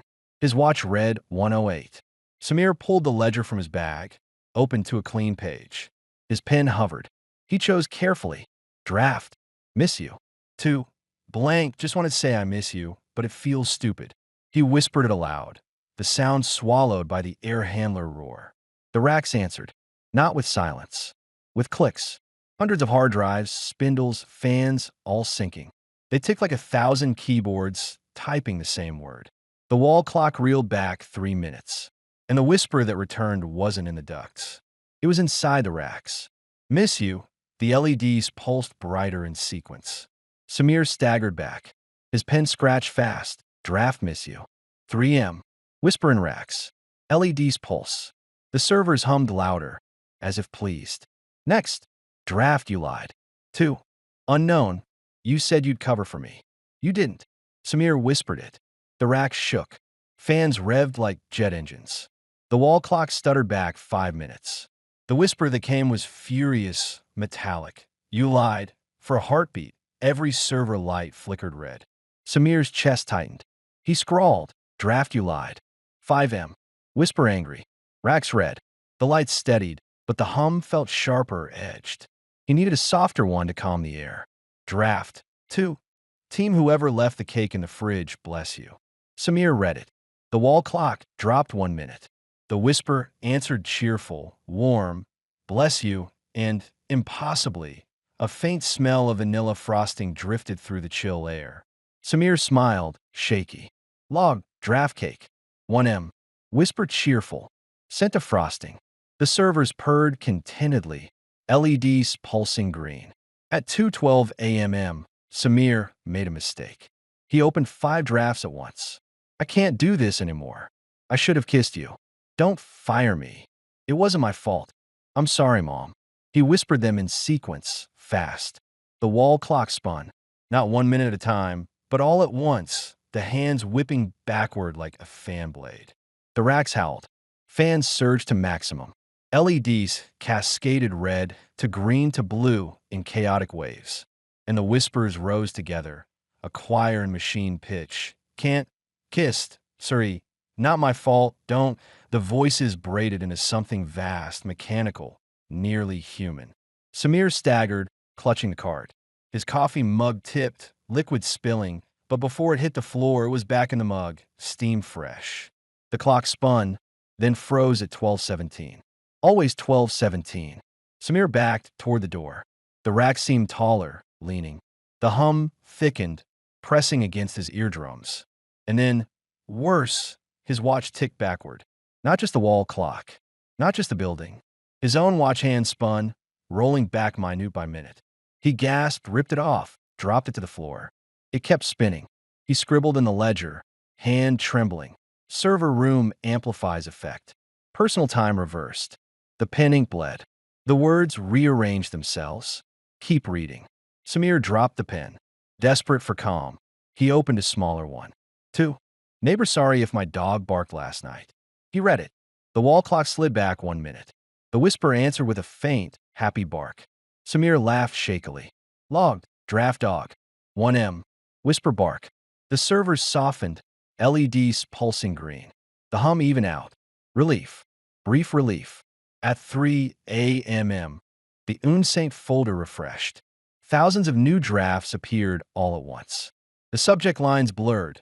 Sorry. Samir's breath froze. He didn't open one. The servers opened them for him.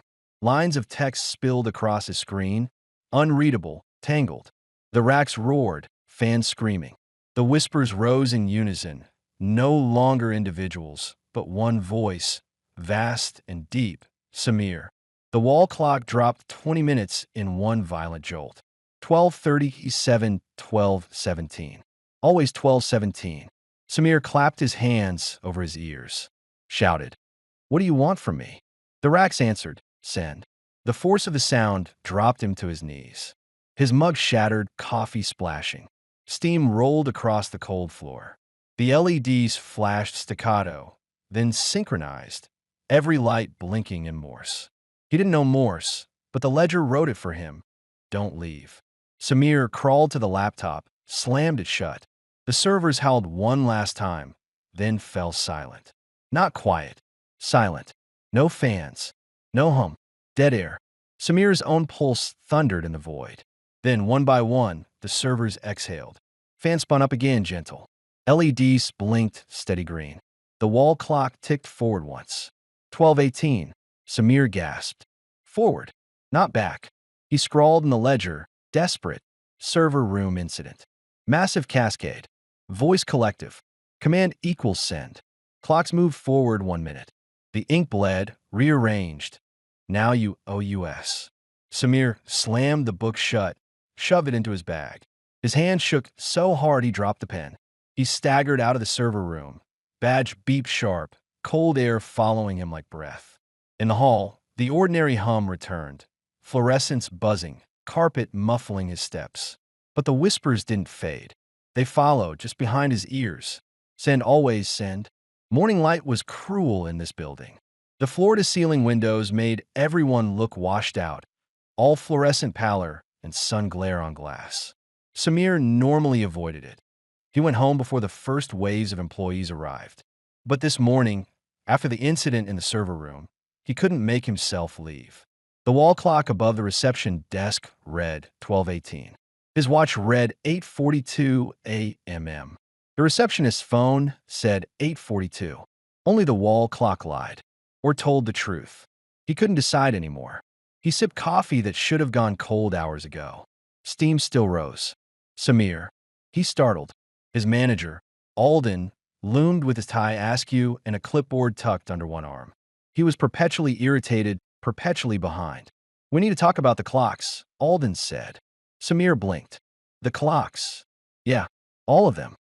Alden gestured broadly. Conference rooms, break room, elevators.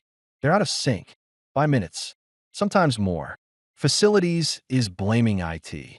Facilities always blames IT. I'm blaming you. Samir swallowed. Clocks drift. Batteries don't. Alden cut in. Not every clock at once. Not forward, not backward, not in tandem. This is you, isn't it? Some script? Some project you're running after hours? Samir shook his head too quickly. No. Alden sighed. Look, I don't care if you're experimenting. I care that people are noticing. Meetings are looping. Memos are repeating. Harper swears she's given the same presentation twice.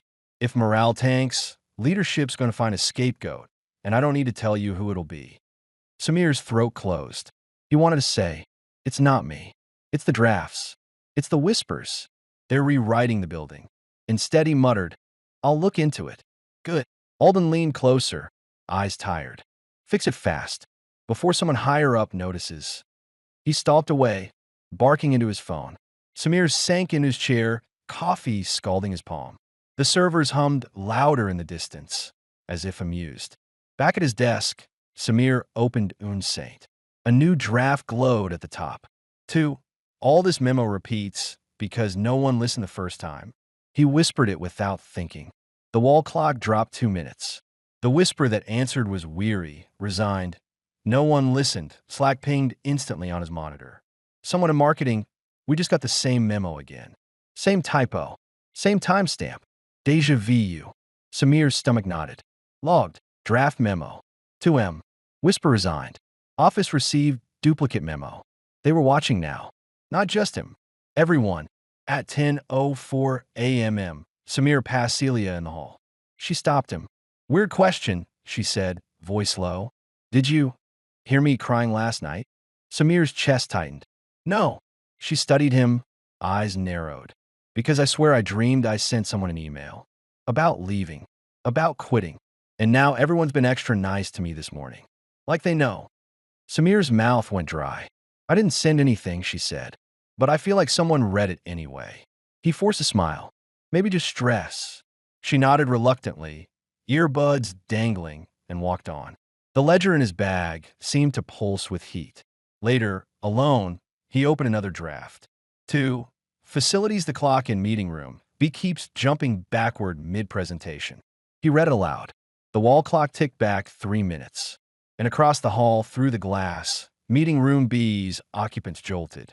One man dropped his marker. A woman gasped. Samir couldn't hear their words, but he saw the panic ripple. Ledger. Meeting room B. 3M. Visible disruption. Others experienced rewind in real time. He shut his laptop, pulse pounding. By noon, Alden stormed back. "Now the elevators are chiming at random times," he snapped. "Every clock in the building is 5 minutes behind. People are filing duplicate timesheets. This is a disaster." Samir muttered, "I'll recalibrate NTP." "Do it," Alden said, jabbing a finger. "Or I'll escalate." He stalked away again. Samir turned back to his laptop. Unsent pulsed. A new draft blinked. 2. Samir, don't fix us. His blood went cold. The whisper answered instantly, layered and deep. "Don't." The wall clock fell 1 minute. 12:17. Always 12:17. Samir whispered to himself. "What happens if I try?" The servers roared in response. He clicked another, desperate for distraction. 2. Payroll I forgot to punch out. "Please don't dock me." He read it.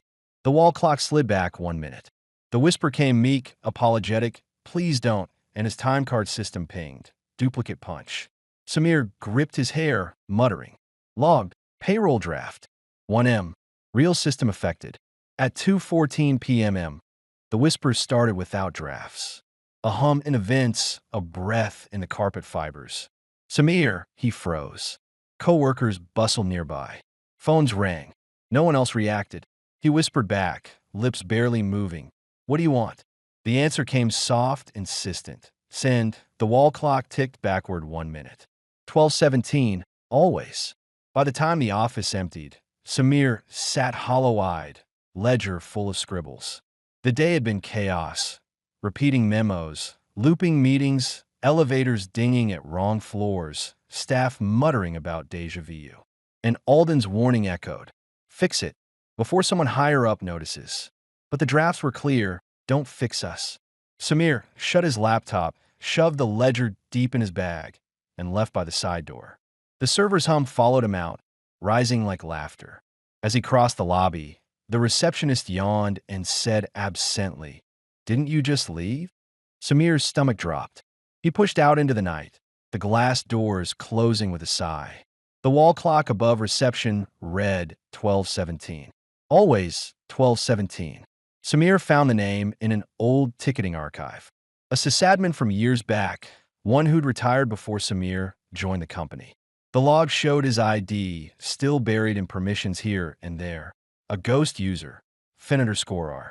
The man was real, retired, living 2 towns over. Samir found his number buried in a public alumni board. He dialed late, too late, but the call rang through. A gravelly voice answered. "Who's this?" "This is Samir, IT, from Hallberg Solutions." I think you worked there before me." A pause. Then, "Why are you calling me at midnight?" Samir hesitated, then whispered, "The Unsent Folder." Another pause. Longer. Fin exhaled. "You saw it." Samir closed his eyes. "It saw me." They met the next evening in a diner off the highway, the kind with cracked vinyl booths and coffee that tasted like hot water. Fin was older than Samir expected. White beard, stooped shoulders, hands that twitched when they held the mug. "You shouldn't have called," Fin said. "You knew about it," Samir pressed. "Everyone who stays past midnight knows about it. Not everyone listens. That's the mistake. Listening." Samir leaned forward. "What is it? Where do the drafts come from?" Fin stirred his coffee. "Every network has a black folder. Call it ghost cache, call it bleed over. Drafts, temp files, unsaved changes. Things people almost said. They don't vanish. They collect." Samir's skin prickled. "Collect where?" "Somewhere the system doesn't map. Somewhere underneath." Fin's eyes gleamed. "And if you read them, you bring them up. Make them louder." Samir whispered, "The clocks start bending." Fin nodded grimly. "Because time and words are closer than you think. A draft is a moment not chosen. A moment refused. Reading them pulls you backward into the almost." Samir's chest tightened. "So what do I do?" Fin sipped, hand trembling. "Stop. I can't," Samir admitted. "They know me now." Fin's mouth twitched. "Then it's too late." Before they parted, Fin leaned close. His breath smelled of cigarettes. "They'll ask you to send them." "Don't." "Why not?" "Because if you do, you'll stop belonging to now." Samir froze. "And then you belong to them." Fin dropped money on the table, stood, shuffled out. Samir sat with the words echoing. "You'll stop belonging to now." His coffee was still hot. The building was restless when he returned. Samir badged in at 12:06. The lobby clock read 12:17. Always. His watch, 12:06. The receptionist was asleep in her chair. The servers hummed louder than usual, like they'd been waiting. Samir opened Unsent. A new draft glowed at the top. Samir, 217. That was all. Samir's throat dried. He scribbled in the ledger, "Draft direct." 217, no text. He glanced at his watch. 12:11. At 2:16 a.m., the building shivered. Not an earthquake, a temporal twitch. The fluorescence flickered. The carpet seemed to ripple underfoot.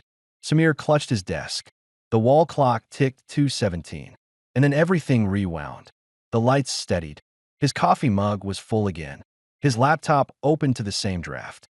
His watch, 1:42. The wall clock, 12:17. Always 12:17.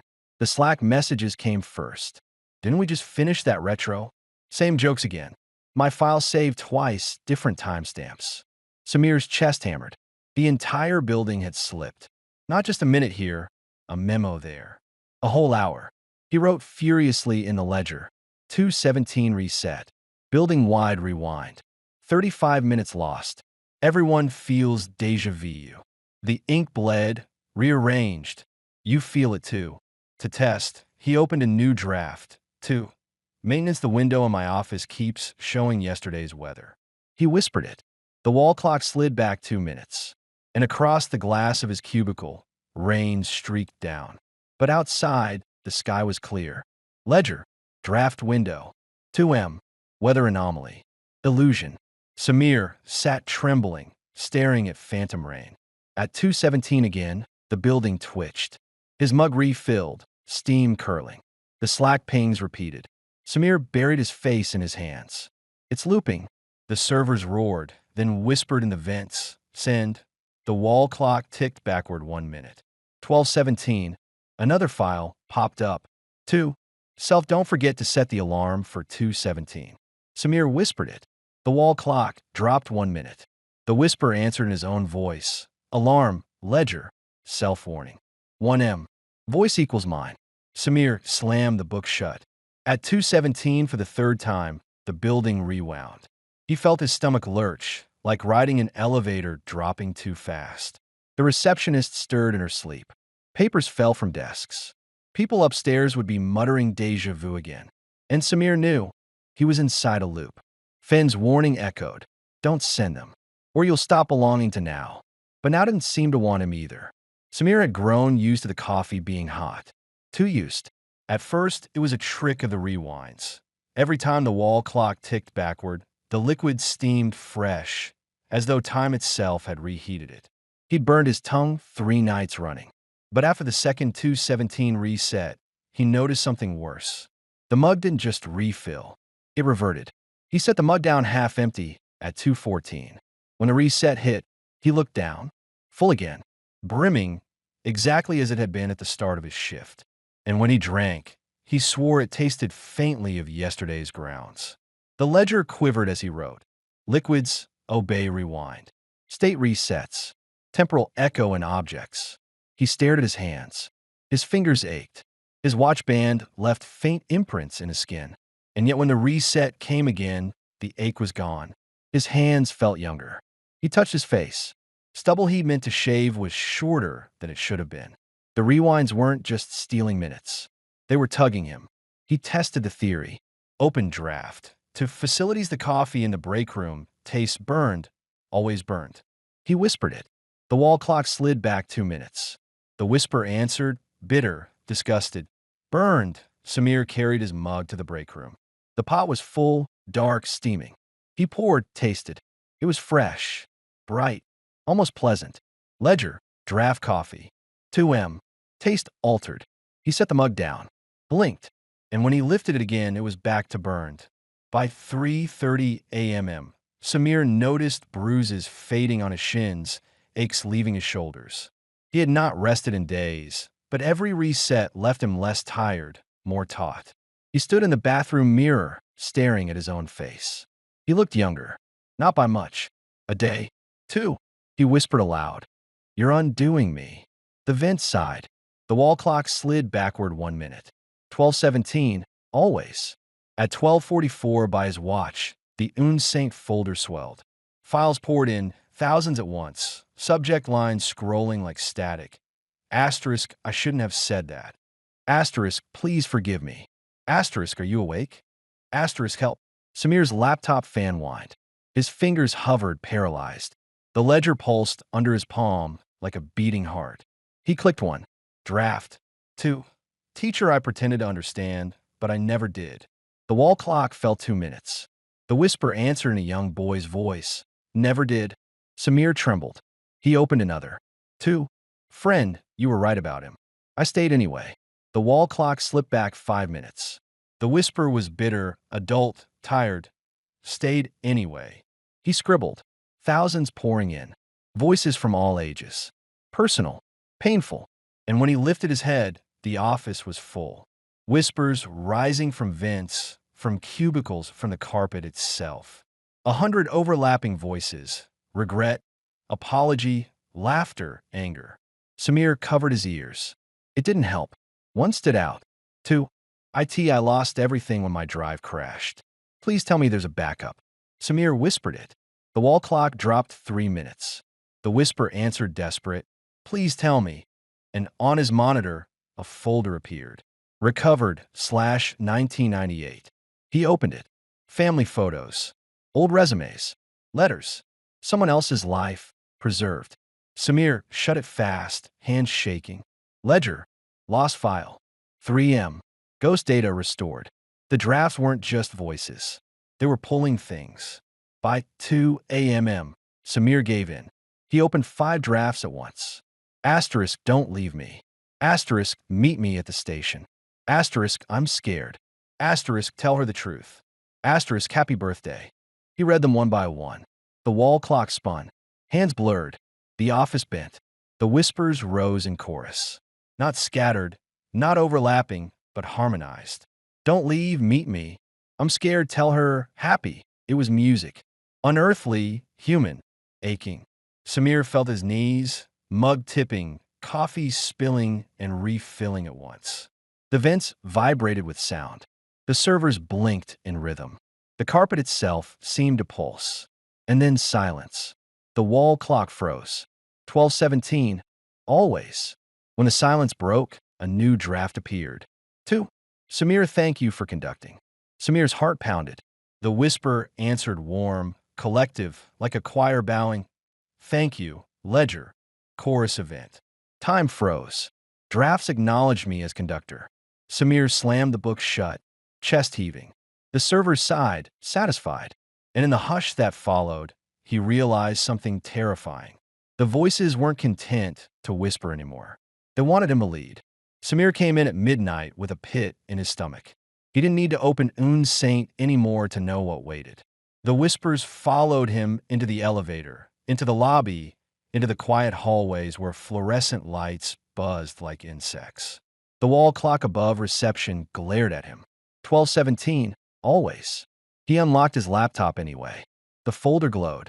New subdirectory /unsent /Samir_future / his hands went clammy.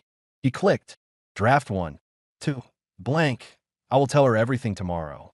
Draft 2. 2. Blank. At 2:17, I finally say yes. Draft 3. 2. Blank. They don't let me leave. Samir slammed the lid shut. His pulse thundered. The whispers rose instantly in the vents. Tomorrow. Say yes. Don't leave. He stumbled back, clutching the ledger. Scribbled. My own drafts appearing. Future tense. They already know my choices. The ink bled, rearranged. You have already said them. Samir pressed his forehead to the cool desk, whispering, no, not yet. The wall clock ticked backward 1 minute. 12:17. He forced himself to open another, not his. 2. Self, tomorrow you will regret not speaking today. He whispered it. The clock dropped 5 minutes. The whisper came doubled, 2 voices layered, one young, one old. Tomorrow, regret, Samir shivered. Wrote, future echo. 2 ages of same voice. 5M. The next day, chatter spread across Slack. Anyone else missing entire emails? I swear I lost half a morning. Went to grab coffee, came back, 2 hours gone. Deja vu is one thing. Time theft is another. Samir scrolled, hands trembling. His throat burned. At 11:15, Harper cornered him in the hallway. What's going on? She demanded. I lost an hour yesterday. Everyone swears I repeated the same conversation with them. Even the donut joke. Twice. Samir forced a smile. Clocks drift. Systems glitch. She glared. Not this. She stalked away. He fled to his desk. Opened Unsent. Draft 2. All we are losing days, not hours. He whispered it. The wall clock lurched backward 10 minutes. And the whisper answered with a hollow laugh. Losing days, Slack pinged. Someone wrote, why does it feel like Wednesday again? Samir clutched his head. Logged. Coworkers losing time blocks. Draft confirms. Draft subject. Happy birthday again. 2. Coworker. We already sang, but it feels wrong not to. He read it. The clock dropped 2 minutes. The whisper came cheerful, doubled, like a recording on loop. Happy again. Upstairs, the break room erupted faintly into off-key singing. Samir's stomach twisted. By 3 p.m., the entire general channel was chaos. This week has been 3 Wednesdays in a row. Stop messing with time, IT. I can't tell if this is a joke or a nightmare. Samir closed his laptop. His coffee steamed, full again. The whispers rose faint. Nightmare, again. She found him at midnight. Samir was hunched over his desk, ledger open, pen bleeding frantic notes. The whispers hissed through vents. The wall clock ticked backward 1 minute. 12:17, always. Samir. He jolted. Celia stood in the doorway, earbuds hanging loose. Her face was pale, eyes ringed with exhaustion. Did you read it? She asked. Samir's blood ran cold. Read what? My draft, she whispered. The one I never sent. I dreamed someone read it out loud. I heard my own voice crying through the vents. Was that you? Samir's mouth opened, closed. Celia, her eyes filled. I didn't want anyone to see it. He whispered hoarsely. I didn't mean, the vents roared. The whispers chorused, louder than ever. Don't tell her, don't. Celia flinched. You did. Samir clutched the desk. They made me. She shook her head, stepping back. You sound like them. The ledger quivered. Words bled across the page. She doesn't belong. Keep her unsent. Samir ripped the page out, crumpled it. Don't listen, he begged. They lie. But the wall clock ticked backward, 1 more minute. 12:17, always. Celia's eyes glistened. If you don't stop, we're both going to disappear. And she turned and walked into the dark hallway. Samir shouted after her, but the whispers drowned him out. Don't, the vent sighed. The servers hummed, and the coffee on his desk steamed hotter than ever. Samir barely slept. When he closed his eyes, he heard the whispers rise and fall like tides. Sin, don't again. By morning, Celia was avoiding him. She passed his desk quickly, earbuds in, gaze fixed ahead. Samir wanted to chase her, to explain, but the ledger pulsed in his bag. Every time he touched it, the whispers swelled. At noon, he opened it secretly in the break room. The words he'd written last night, frantic apologies, notes on drafts, had bled away. The page was clean except for one line in ink too neat to be his. Don't tell her. He slammed it shut. His coffee refilled instantly. That night, he slipped a note under Celia's keyboard. You're not crazy. I hear them too. Don't be alone tonight. Meet me in the server room at 12:30. He hesitated before leaving it. The whispers hissed through the vents. Don't, but he left it anyway. At 12:30, he waited in the cold server room, breath fogging, heart hammering. The wall clock above the racks read 12:17. Always. At 12:41 by his watch, the door opened. Celia stepped in, pale, hugging her arms. Almost didn't come, she whispered. I dreamed they told me not to. Samir exhaled. They tell me everything. Don't this, don't that. Don't talk to you. Don't send. Don't stop. Her eyes filled. And you listened? I tried not to, he said hoarsely. But they're everywhere.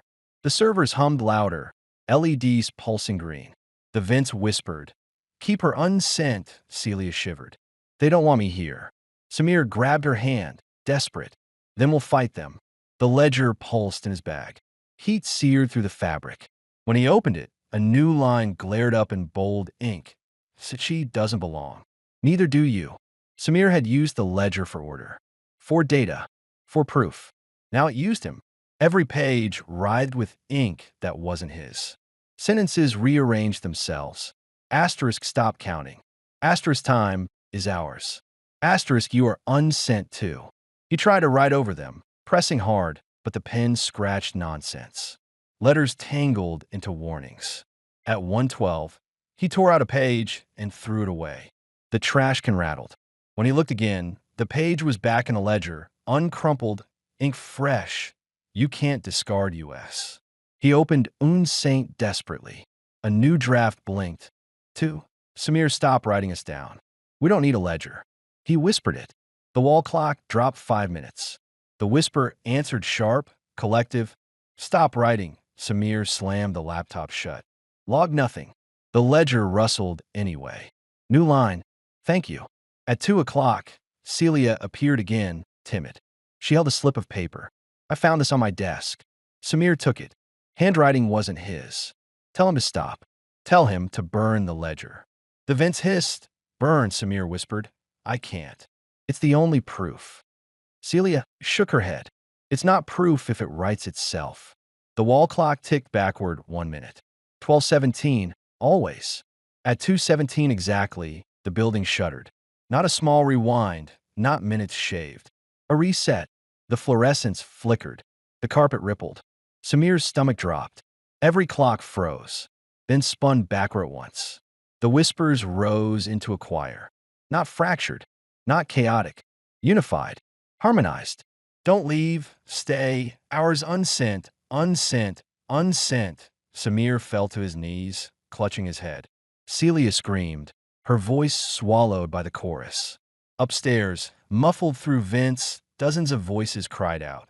Staff caught mid-meeting, mid-call, mid-lunch, all swallowed, then rewound. The wall clock slammed back to 12:17. Samir's watch, 2:18. His phone dead. The ledger pulsed with new words. Half are ours now. Celia gasped. What does that mean? Slack pinged. Samir opened his laptop with trembling hands. Half the staff names were grayed out. Inactive. He whispered they erased them. The vent sighed back. Ours now. A draft popped open by itself. To all attendance list attached. Samir stared.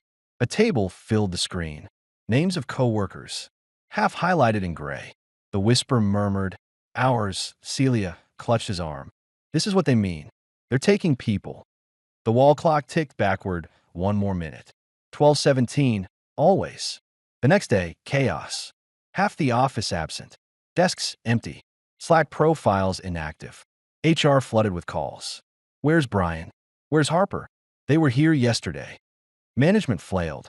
Alden stormed down halls, barking orders, red-faced. Find out what's happening. I don't care if it's malware, sabotage, aliens. Fix it. Samir sat at his desk, hollow. He knew. He knew. The ledger throbbed in his bag. He refused to open it. Celia approached, pale. My desk neighbor's gone, she whispered. Chair pushed in. Computer wiped. Nobody remembers him but me. Samir swallowed. That's how it starts. The vents hissed. Unsent, Celia's eyes filled. Samir, what if they take me? He gripped her hand, desperate. I won't let them. The ledger vibrated, pages fluttering. He pulled it out despite himself. New words glared. You can't promise that. The wall clock ticked backward 1 more time. 12:17, always. And the whispers chorused in every vent, every duct, every hum of every machine. Half are ours. More soon. More soon. More soon. Samir had dreamed of it all day. A single act, fire. If the ledger was the anchor, then burning it might break the loop. He imagined the pages curling, ink sizzling, whispers evaporating with smoke. So at midnight, he carried it to the loading dock, where janitors smoked behind dumpsters. He waited until they were gone, then pulled a lighter from his pocket. He flipped the ledger open. Pages writhed, lines rearranging even as he watched. Don't. We are inside. Fire can't hold US. He clenched his jaw, flicked the lighter. Flame licked the corner of the page. The paper blackened, then straightened, untouched. The fire guttered out. He tried again, and again. The ledger would not burn. The whispers rose, mocking, don't. Samir hurled it at the wall. The book thudded, then lay still. When he picked it up, the cover was cold. Inside, a single new line. Try again, and you burn. Samir dropped it, shaking. Back at his desk, a draft blinked open. 2. Self the match goes out before it lights. He whispered it. The wall clock dropped 1 minute.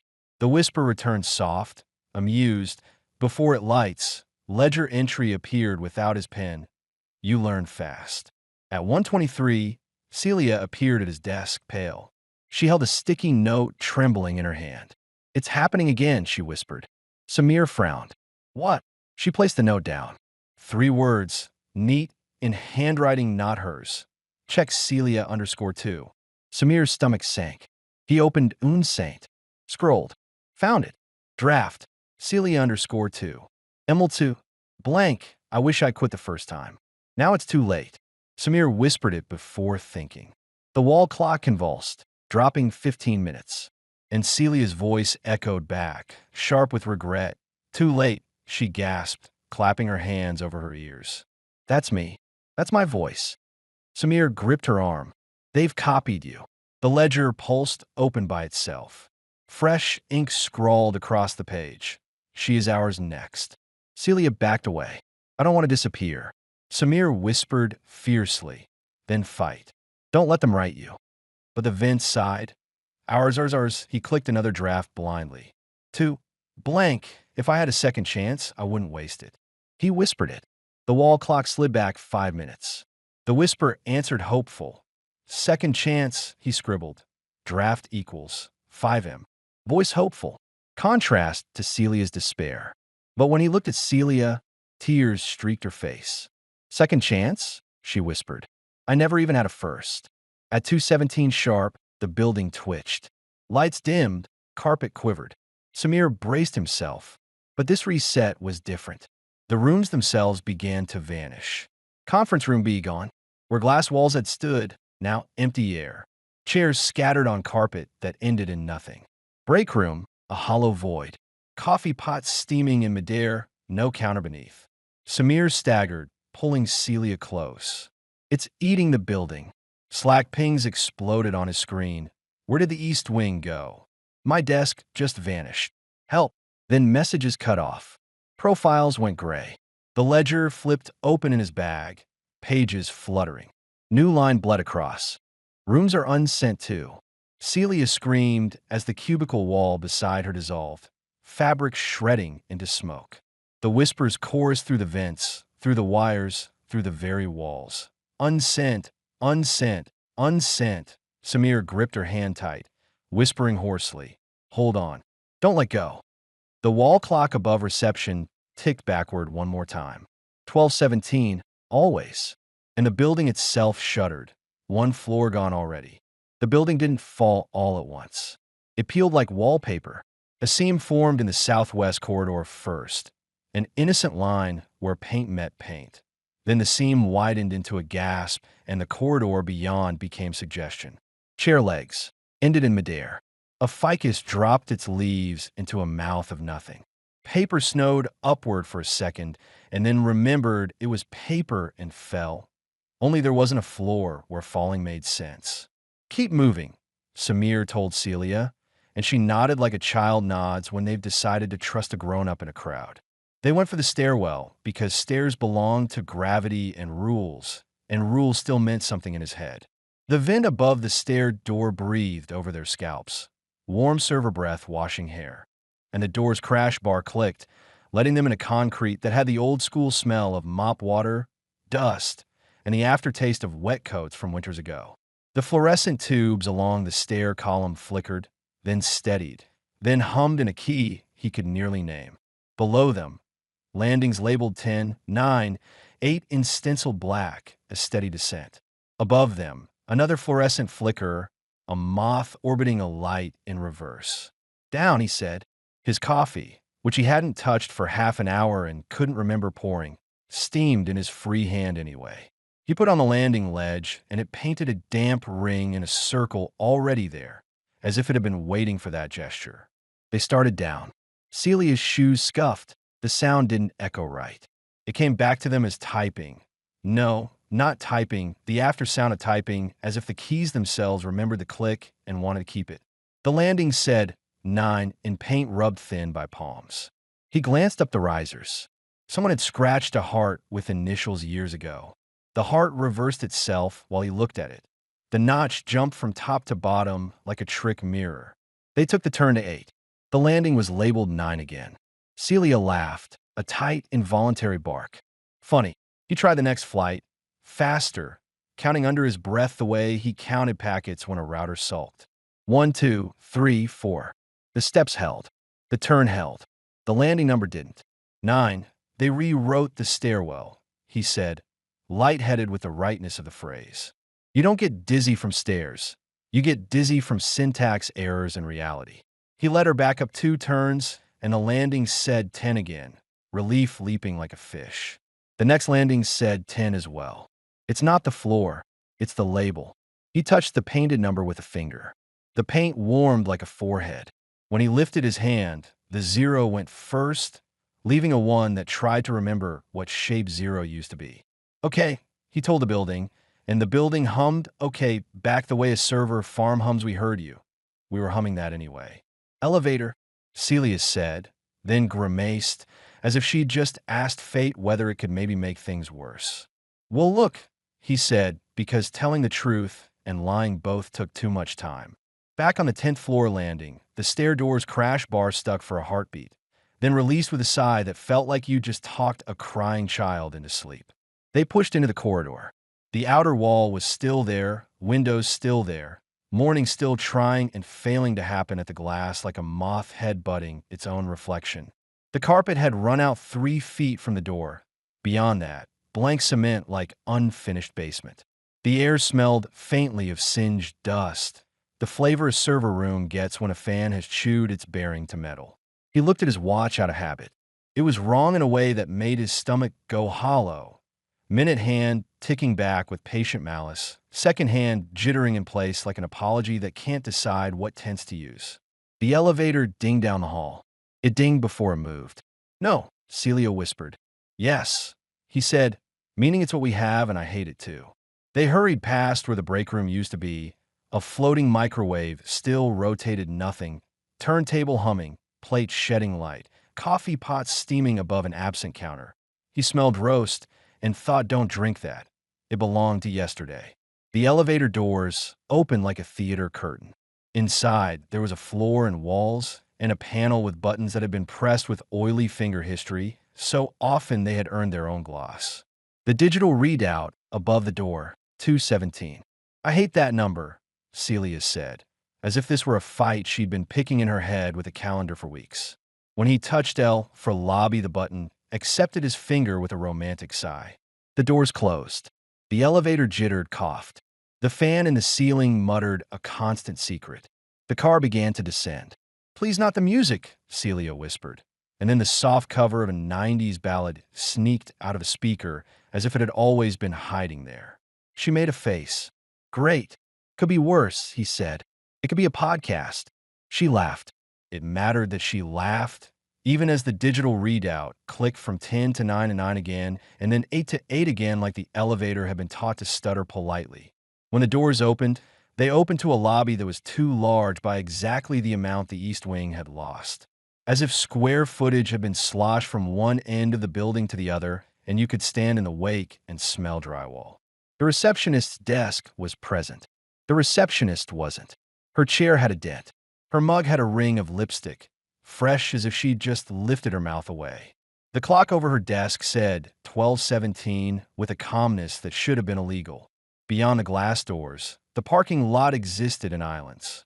Asphalt, then not. Cars, then silhouettes of cars, then the memory of cars like afterimages. Sodium streetlights. Why were they still on? Morning should have bullied them into off, buzzed their insect hum. Outside, Celia said, suddenly fierce. Outside is not the inbox. She looked into the reflection of herself in the glass and flinched, like she'd seen a version lag behind. Please.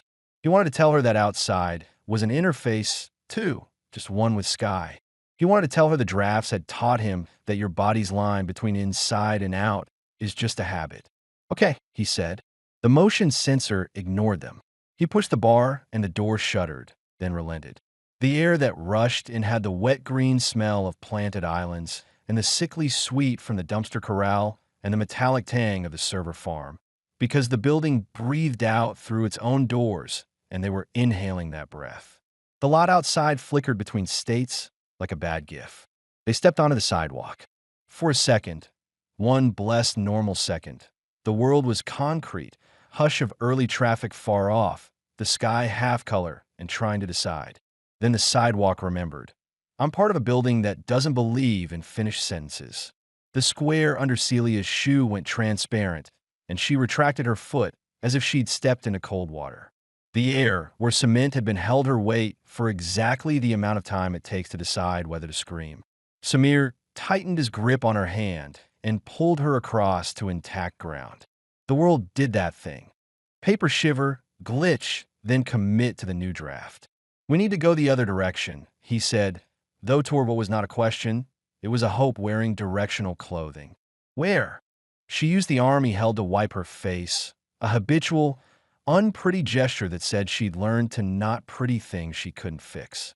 The server room, he said, and hated that he meant it. Where they're thickest, where we can ask. Ask what? Her voice broke a little on the consonant, like a string under too much tune. How to end a draft, he said. How to be something else. She stared, then nodded like she decided to pretend with him and would hold the rope of that pretending tight. They went back inside because inside wasn't safe, but at least the rules were local. The lobby's air shimmered like heat above asphalt. He could hear the HVAC registers clicking, trying to pick a key. The pens at reception, chained to their stand, as if anyone ever stole pens that weren't already stolen, trembled. He thought they wanted to write his name again. He thought they were tired of writing his name. He put his palm to the desk. It was warm the way a cat is warm when it's slept on your book because it knows you want it. The wall clock. Don't look. Read 12:17. Fine. Keep that then. Back down, Celia asked, already answering herself by turning toward the service corridor. They didn't take the elevator. They chose stairs again, and the door obeyed, sullen but obedient. The service stair was less committed to numbers. It let them go to 2 in 2 flights, as if it remembered what 2 meant. The crash bar on the door to the basement-level corridor resisted, then gave with a wet, rubbery thump, as if the seals had been deciding whether there was air to pass into. The corridor's ceiling was lower. It was where the building sighed when people asked too much of it. It had the particular cool of rooms that keep other rooms cool. Ahead, the badge reader and reinforced door to the server room. Beyond that door, a continent of fans. Samir's badge beeped a tone he had never heard. Not approval, not denial.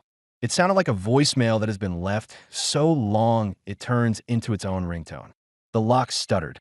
The little LED on the reader confused itself green and red, and then found amber, because amber is the color of we're between decisions. Please, he told it. He didn't tell the door, he told the building. The building breathed, and the lock clicked. Inside, the air took his breath and stripped it of humidity and handed it back as chapped lips.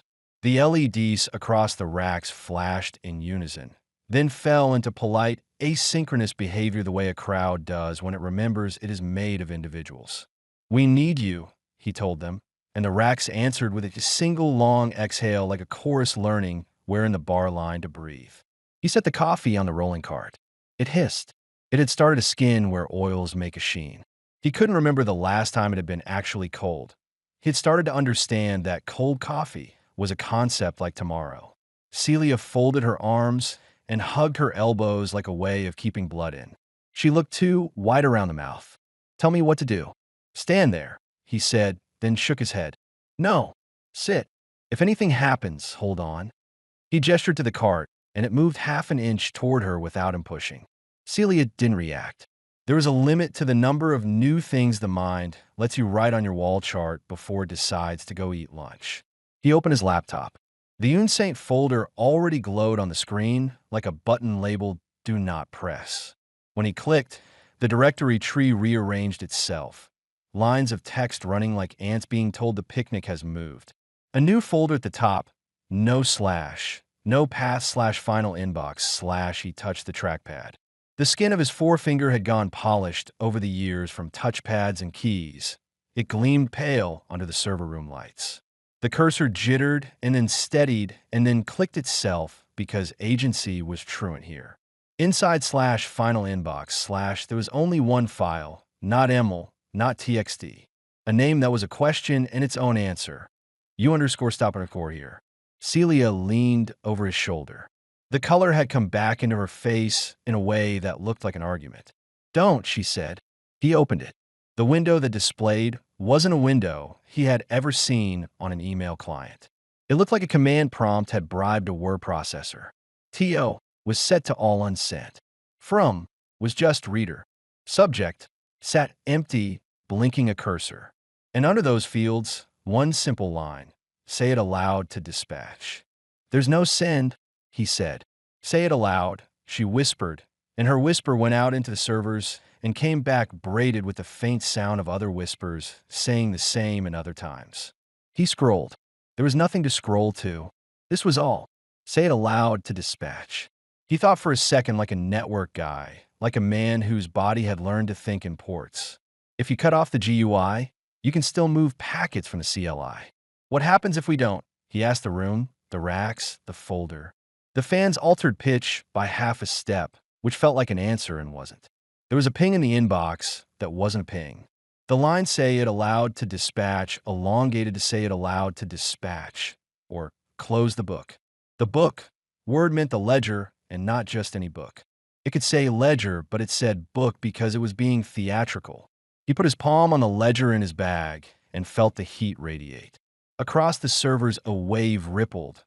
Green, green, green, like the building had shivered. Samir, Celia said, with a courage that was 24 years old and borrowed from people who had told her to try things. What if it's a trick? It's a trick, he said. It's also an exit. Those could be the same thing. She took a breath so deep he could hear the cartilage of her rib cage widen. What if we write something else? He brought the cursor to subject and typed. No. The N appeared. The O appeared. The cursor blinked as if bored, and then the word changed to no, and then to now, and then to no again, and then to no, with a period that he hadn't typed. He deleted. He typed, "We refuse." The letters drew in obedient order and then dissolved, their ink soaking the page of the screen like it was paper under rain. The empty subject line blinked. The TO field shifted from all unsent to Samir and then politely went back, as if to say, "We will be honest with you about our dishonesty." He closed the laptop without quite meaning to, and the server room got audibly louder, as if screens had been suppressing sound all along and closing them let the noise out. The coffee on the cart made a brave bubble noise, as if to say, "I am also part of this story." "Celia," he said, "if we say anything into that box, it will go somewhere. If we don't, it doesn't mean it will stop." She put a hand on the cart.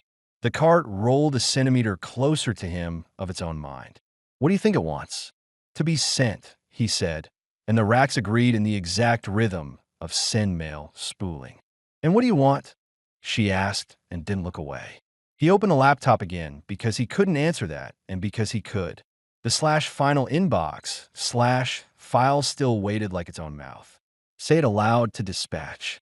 "Not yet," he told it, and the entire room ticked back 1 minute in a smile that wasn't kind. He looked at the wall clock because he had to. 12:17. It had not moved. It never moved. His watch was a liar and a child and a mirror. He reached for the ledger and flipped it to the ribbon place the book liked him to. Across the page. "If you send US, you'll stop belonging to now. If you don't send US, we will take your now." He nodded. "Those are the two options," he told Celia, and found his voice had the steadiness men in uniforms try to steal into theirs. She stared at the LED constellations, and he heard her thinking with her jaw, a tiny click-click of tooth on tooth like a very small keyboard. "Is there a third?" He looked up at the cold cloud of air and the blinking and the taut strings of cable from rack to rack, and tried to think with some part of himself that wasn't a loop. "There could be," he said, "if we say something they don't know how to swallow." "What doesn't the unsent know?" she asked, and in the space after the question, he felt the building hold its breath. He didn't say love, because the drafts were filled with that even when they didn't say the word. He didn't say forgiveness, because he had read those too. He said, before he could stop himself, "Goodbye." The server room's pitch dropped to a note that might have been sympathy and might have been danger. "Try it," Celia said. "Try goodbye." He put his finger back on the trackpad and watched it go shiny in the monitor's blue. He put the cursor at subject and typed goodbye, and the letters stayed letters this time, and the word did not edit itself into variations. He did not hit send because there was no send. He did what the instruction told him to do. He said out loud, "Goodbye," he said into the server room, and the server room said it back in the breath of 10,000 fans, and in the click of bearings, and in the shrug noise of a rack adjusting weight, and in the lungs of the building through the vents, and in the wall clock that did not move, and in the coffee that remade its heat, and in the ledger that shuddered. He said it again, "Goodbye." The racks answered as a choir. The lights along the aisles cascaded in a wave that started beyond the end of the row, as if the room had grown more room, to let the wave be beautiful, and then rolled past them toward the door. It didn't feel like consent, but it didn't feel like refusal. It felt like relief, so huge that his knees had to decide quickly whether to hold him, and they chose to try. Again, Celia said, and he wanted to ask who she wanted him to say goodbye to, but he understood that the grammar mattered. Not goodbye to the unsent, not goodbye to the drafts, not goodbye to his job or his desk, or to 1217, but goodbye spoken into a room so that the room could do whatever rooms do with words. He said it the third time, and the building shook itself the way a wet dog shakes lake off its skin. Above the racks, the clock face trembled on its mount, but it did not move. 1217 printed itself more blackly, as if it had inked its hands. The fans held their key. The concrete floor under his shoes skated sideways half an inch, as if the building was adjusting its belt after a meal. Celia's fingers found his sleeve and held. "Did it work?" she whispered, because even bold girls are whisperers in cathedrals. He listened. He listened past the machines, past the hum, past the blood music in his ears. The whispers were still there, but something under them had shifted from sin to a different verb he couldn't parse yet. Maybe, he said. He did not trust words. The /final inbox /window blinked. Say it aloud to dispatch. Change to say it aloud, and we will move. What moves? Celia asked the text. The answer did not come in letters. It came as a small tug at his spine, a weight changing its mind, a sense of elevator in-breath.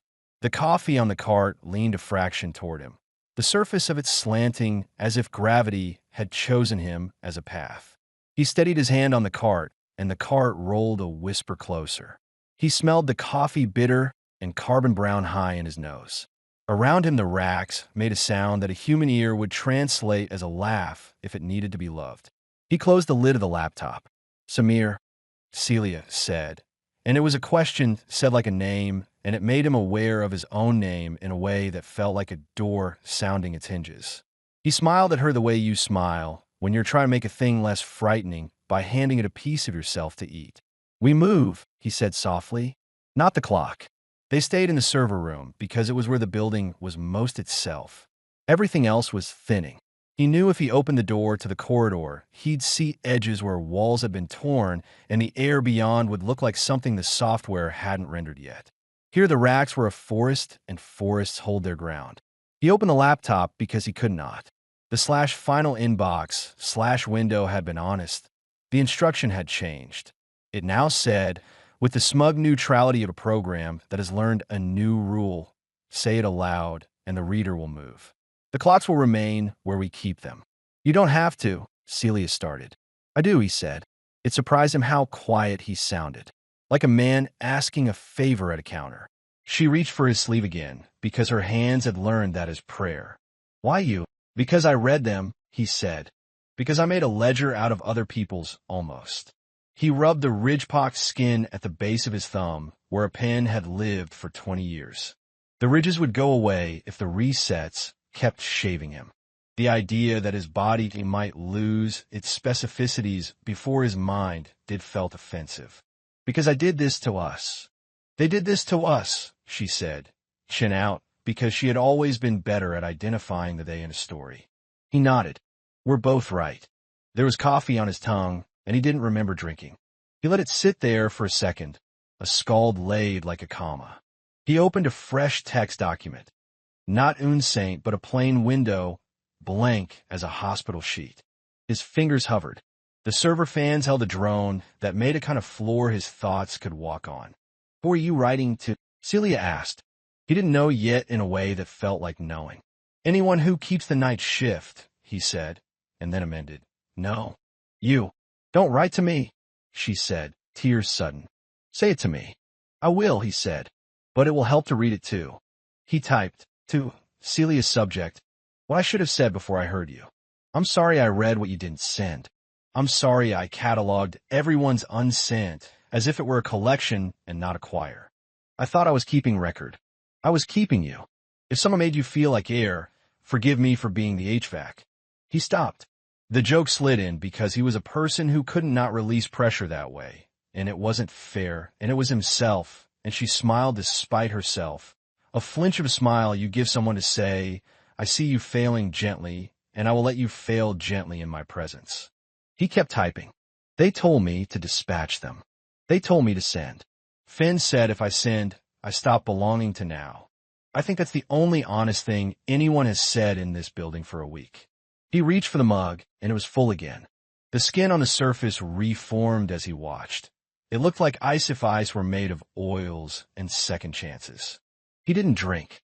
I think there's a way to let the clock keep its face and still do what they want. They don't want a clock. They want a reader. They want a body. They want a mouth. I'm a mouth. He saved the file to the desktop because old habits demanded a save point before a jump.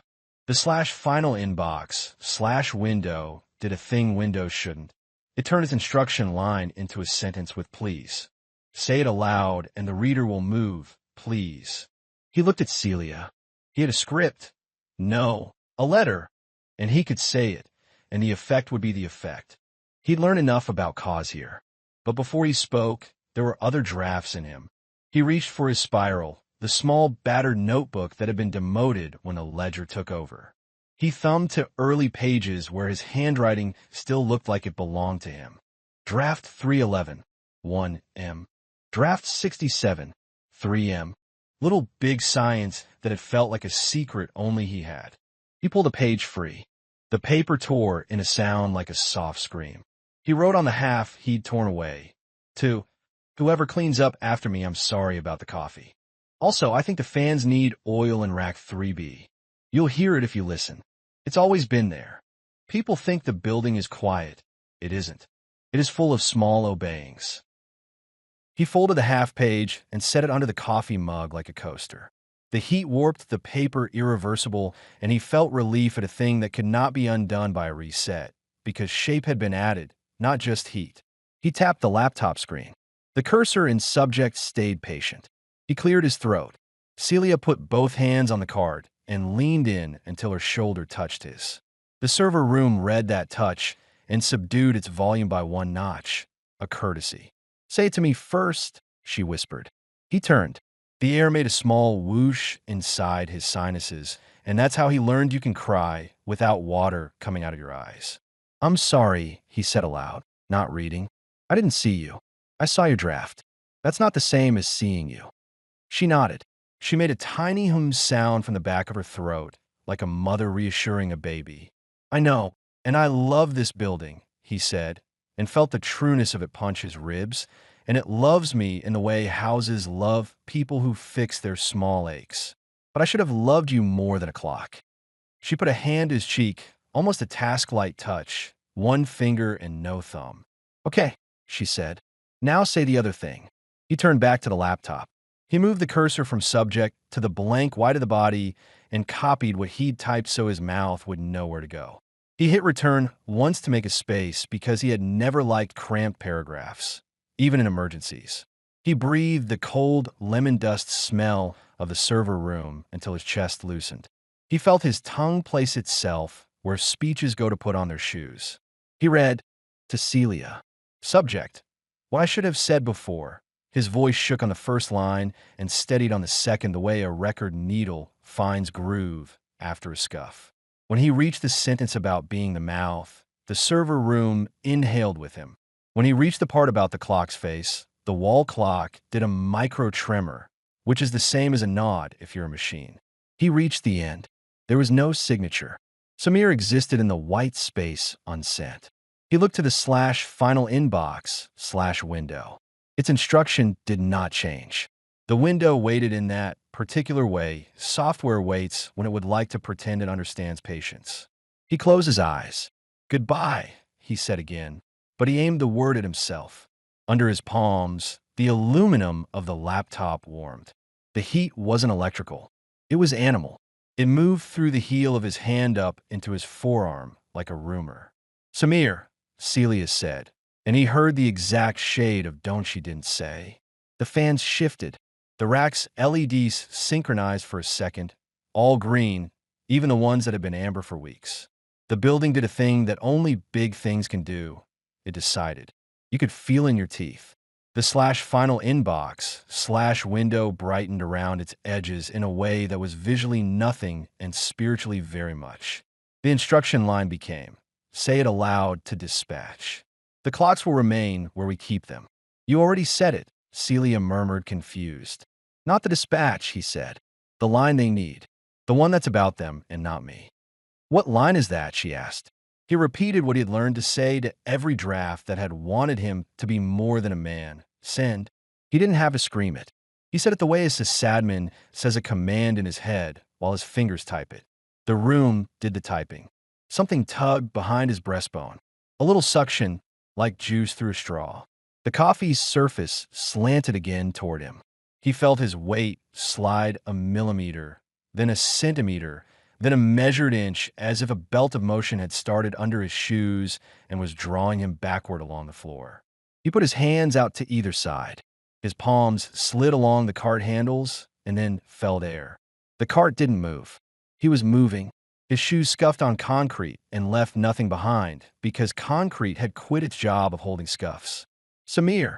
Celia grabbed his forearm. Her fingers squeezed his muscle, familiar from nights of typing and lifting in keys. He should have hurt from pressure. He didn't. Her grip passed through him like through dough that still looks like bread. He smiled with half his mouth because it was all he could control. Clock stay, he said. Reader moves. No, she said, and the word broke like a plate, becoming two plates that both call themselves whole. I'll keep reading, he said, and realized as he said it that it was likely true and not a comfort. He slid backward a foot now, then two, then a clean yard. He didn't tip or tumble. It was graceful, which made him hate it, because goodbyes should be ungraceful when they are honest. The racks receded, a forest moving past a man on a conveyor. The LEDs blurred into a single line like long exposure holiday lights. He had time to notice the ribbon cable on rack 3. B really did need checking, and time to think leave that note in a way someone will find it, and time, too, to see the wall clock remain 12:17 as zealously as a priest refuses applause. The doorway widened behind him like a grin. He slid through without catching his sleeve. The corridor outside had lost half its ceiling. A coil of duct hung like intestine. Air smelling of drywall chalk and freezer burns met his face. He kept moving. He passed the abandoned rolling bin where they'd stored extra copy paper and imagined himself shouting a joke about how copy paper will outlive everyone, and then let the joke die, because jokes are kind of sinned, and this one belonged as a draft forever. He moved past the service stair door, and it did not see him. He slid by the electrical closet where he'd once slept an hour in a heat wave and felt the scolding laugh of that version of himself. He moved as if pulled on a string through an office becoming less office.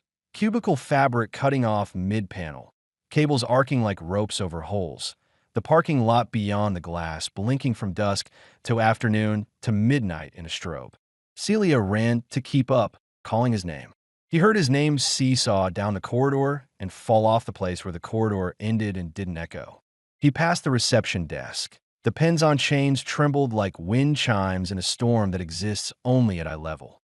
He passed the clock and looked at it too long because he needed to learn its face, its numeral font, its seconds hash. So if he was ever handed another, he could tell it apart. 12:17 printed there in the plainest way. He loved it a little for its stubbornness. He moved through the glass door without the door needing to open, and the sensation of passing through glass was one he would have imagined cold, but it was warm in a way skin is warm. The air that met him outside was the wet green smell again, but with something sweet added that made his mouth flood as if about to cry. He moved across gaps. The lot presented asphalt squares like a magician slapping down cards. He slid along their sequence. Celia stopped at the threshold, because thresholds know who belongs to which side. She didn't scream his name this time. She pressed both hands to the glass like a movie does, and like life does too, when life has run out of other gestures. Her breath fogged a small circle, and the circle held for a second and then cleared. He lifted a hand and waved, because that is why hands were invented, and she let out a sound from the back of her throat that meant nothing, but also meant, I will fill the places you leave with air and with whatever sound I can find. The pull increased. It no longer felt like a belt. It felt like he had been placed on his back on a hospital gurney, and the gurney had decided the hallway was downhill. Overhead, the sky rewound cloud shapes. Thin cirrus becoming fat cumulus becoming night-smeared none. The streetlights stayed on even when noon unzipped over them. Clock stay, reader moves. He slid toward the gate at the back of the lot where the delivery trucks always idled and listened to talk radio about other people's husbands. The gate's padlock wrote and unwrote itself. He passed under it like light passes through slats. Behind the fence, the world became less committed. A two-lane road that flickered between drivable and drawn, trees that were outlines between full leaf and winter twig. There was a feeling then like someone removing a splinter from a finger that had forgotten the splinter existed, a rapid sharpness, then an absence he recognized as relief after the fact. The pole remained, but it changed color. If earlier it had been a brown rope, now it was a red scarf. He grinned, stupidly, deliriously, at his own metaphors. He slid through a stand of trees that had taken turns being trees for decades. Something brushed his hair. A spider silently assigned him its thread, which assigned itself to air, which assigned itself to nothing. He wanted to apologize to the spider, but there were not enough words. He moved down a slope, and the world opened to the ditch that had been a creek 30 years ago and was a ditch now when it wasn't a draft of a creek. The water in the ditch flowed backward upstream, polite as a man returning a borrowed tool. Frogs developed their choir in reverse, and then considered the song, and then erased it and sat as wet idea. He passed a sign for the office park. The letters unglued themselves, floated, realigned. Hallberg Solutions became Hallberg, became H, became blank as an inbox at 3 a.m. He slid out beyond the berm and the road. The pole gentled. He slowed. He stopped. For a heartbeat. For a whole drum kit of heartbeats. He hung in air over a field that had been the field he parked across from the smoke on nights he'd sworn off smoking. The field had the modest gall of weeds and the aggressive gall of goldenrod and the gall of gall, because galls were at work too, eating leaves in circles. He laughed. It came out as a cough, because air habitually remembers what it's for. Behind him, the building shone in the peculiar light, offices where when they are at once functional and profound. His eyes found the window behind which the server room had always hid, and he could see, absurdly, his own reflection in that glass from where he was and could not be. He raised his hand, and his reflection raised his hand, and the clock above reception stayed the number it loved. He started to move again, backward, like a polite retreat, past the field's edge, into a line of maples younger than him and older than his freshman year both. The air grew wild in his mouth, green metallic. His bones felt like birds might be living in them. He thought, this is the Outbox. And the thought thrilled him. And the thought terrified him. He whispered because he could, "Are you sending me?" The world answered in a voice like an answer from inside a tin can on a string. Yes. We're keeping our promise. And where? He asked. The voice did not reply. The voice didn't have to.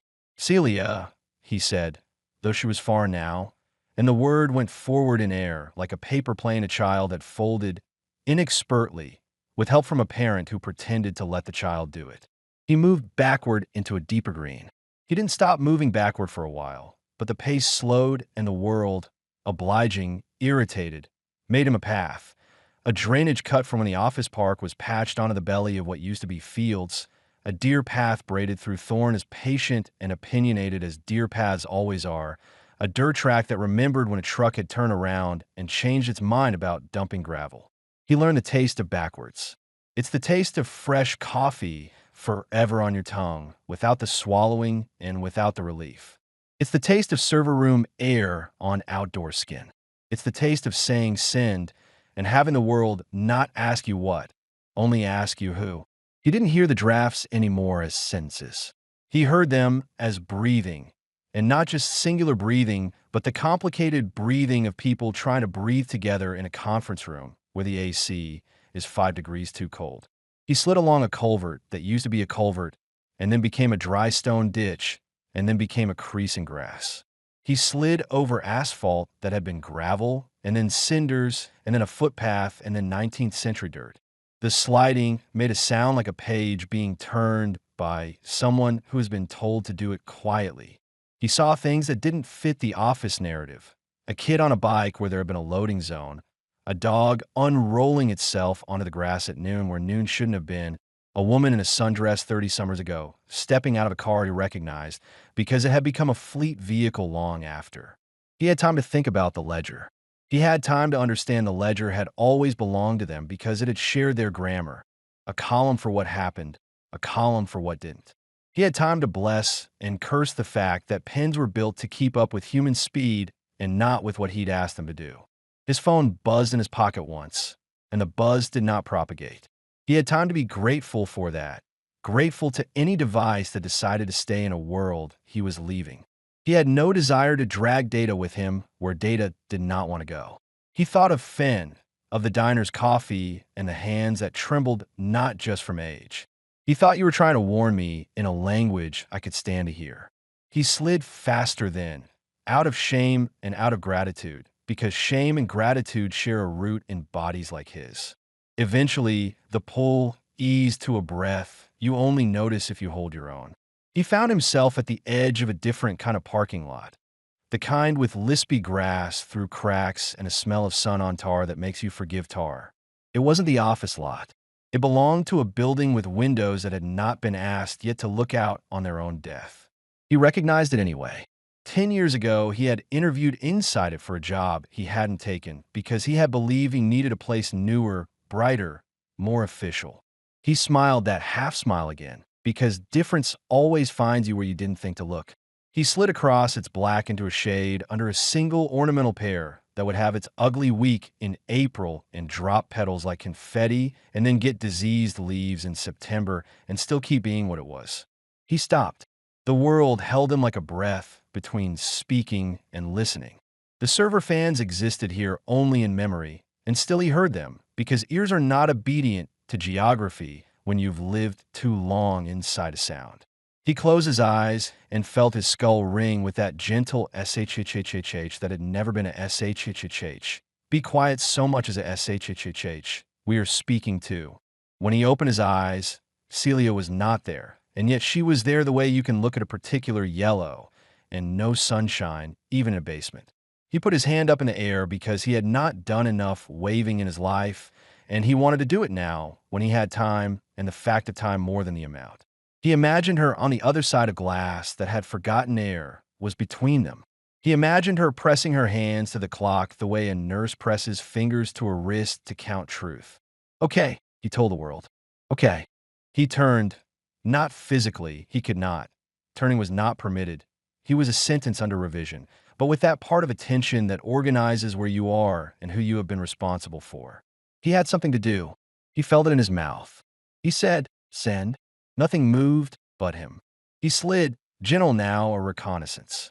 He didn't go far. He went to a version of the office in a year where the logo had 3 triangles instead of 2 and a circle. He went to a version of himself that had just bought the good keyboard with the keys that made home row sound like a rainstorm. He went to a version of Celia before she had learned to make her face office-shaped. He went to a version of Alden with a full night's sleep and a different shirt. He did not enter. Entry would have made him the wrong pronoun in the sentence. He did what readers do. He read. He kept. He passed on. It was work. It was. He laughed in his throat a little, and it made the fan noise in his skull hiccup. Support. It was receiving other people's almost and deciding whether to place it on a plate or keep it warm under a light or put it back in the oven. Hotels, restaurants, servers, everything in his life had been training for this.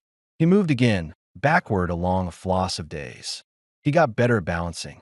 The soles of his shoes learned new frictions. He passed the door of the office when it had first opened, smell of paint stronger, carpet nap full, clock hung straight set, of course, to 12:17 because whoever had put it up had not set it at all, had just hung out of the box and said later and gone to lunch. He loved that person for their laziness.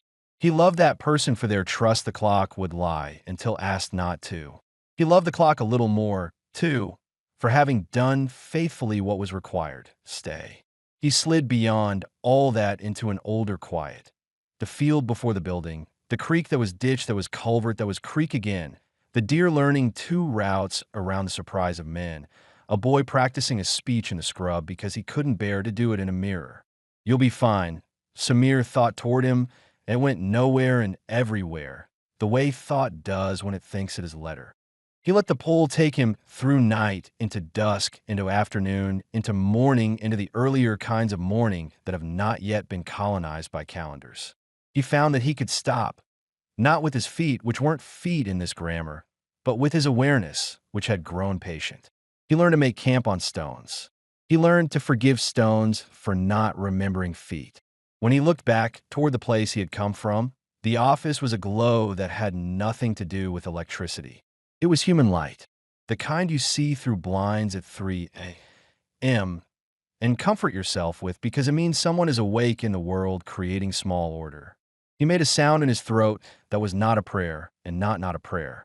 After a time, he would stop writing time as if it were a measure and write it as if it were a flavor. He realized he could turn, not in body, but in attention, and face forward while still sliding backward. That was progress, or at least an upgrade. He faced the direction of where, not when. He let the where rise to meet him. He said aloud because saying aloud mattered. Goodbye. No choir answered. The fans in his skull were still. The coffee taste on his tongue did not change temperature. The world did not tremble. The clock stayed. He smiled because the clock stayed. He spoke again, softer, and tried an experiment of his own. The last one he'd get to log, even if the logbook was now trees and wind and dirt. I'm listening. And in the hush that followed, something like a draft, somewhere, whispered back. Not as a word, but as warmth, as a small pressure on the eardrum you mistake for altitude. He kept moving backward, and he kept his face turned toward the place where voices rise when they think no one will ever hear them. Behind glass, back in the building that had taught him to love rules and then to love exceptions, a wall clock kept its hands at 12 and 17 with dignity that would have embarrassed a more theatrical instrument. Celia put one hand to that clock and one to the glass beside it, and said a word she didn't know could be a command: stay. The clock obeyed her, and also the dozens of drafts who wanted it to. The receptionist returned to her chair one day and never knew why her mug's lipstick ring sometimes doubled and faded. Alden slept through a night and then woke to emails asking if he'd sent an email twice. Victor the guard brought pretzels and swore he had the strangest feeling, as if he'd already thanked someone. And sometimes, very late when she stayed too late, Celia would hear, not through vents, not through fans, but through her own bones, a quiet voice reading something kind that had never been sent. The building learned to hum at a volume people called silence. The reader slid backward, steady and light as breath. And the clock, this is the important part, stayed. Morning pretended to happen, and, for once, the building pretended with it. Celia had slept an hour on the reception bench, cheek creased by the vinyl seam, palms still tingling from where she'd pressed them to the lobby clock. She woke to the gentle bureaucracies of day, the security guard's thermos thunk, the copier's warm-up him, the fishbowl conference room filling with people who carried muted panic like carry-on luggage. The clock over reception was stubbornly, perfectly wrong. 12:17. She smiled at it anyway, the way you smile at a toddler who insists the sky is green. Stay, she murmured, and the second hand, already still, looked stiller. Alden materialized at 9 o'clock actual, red-eyed, tie from another era. Status? He barked at no one, so she answered. Time drift has stabilized, she said, because stop would be a lie, and we made a pact with the clock wasn't a phrase grown-ups used to each other. Elevators chimed on schedule. Meeting room B's clock is aligned. The word aligned felt like moving furniture into place. She let it comfort her mouth. And the missing? Alden asked, voice gentled by the word. Why are half the desks empty? She swallowed. I don't know. He touched the clock with a knuckle like a doctor pretending at bedside. IT says NTP is clean. He meant Samir and flinched as if he'd hit the name like a bruise. Facilities blames EMI. HR says trauma leave. He tried to laugh and only found air. Do whatever you did again. Celia nodded, which was the same thing as a yes here. When he left, she put her hand on the clock's plastic rim. It was warm, not with electricity, but the way a held hand is warm. I'll try, she whispered, but you have to meet me halfway. Across the lobby, the chained pens trembled. She freed one and wrote in the little sign-in book. The lobby ledger no one read. Quiet hours begin at 12:17. Please let them pass. It felt ceremonial. She set the pen back, and it sighed on its chain like a dog, allowed off leash for 10 blessed seconds. Upstairs, the building wore fresh posts. It's like prayers. Do not adjust this clock.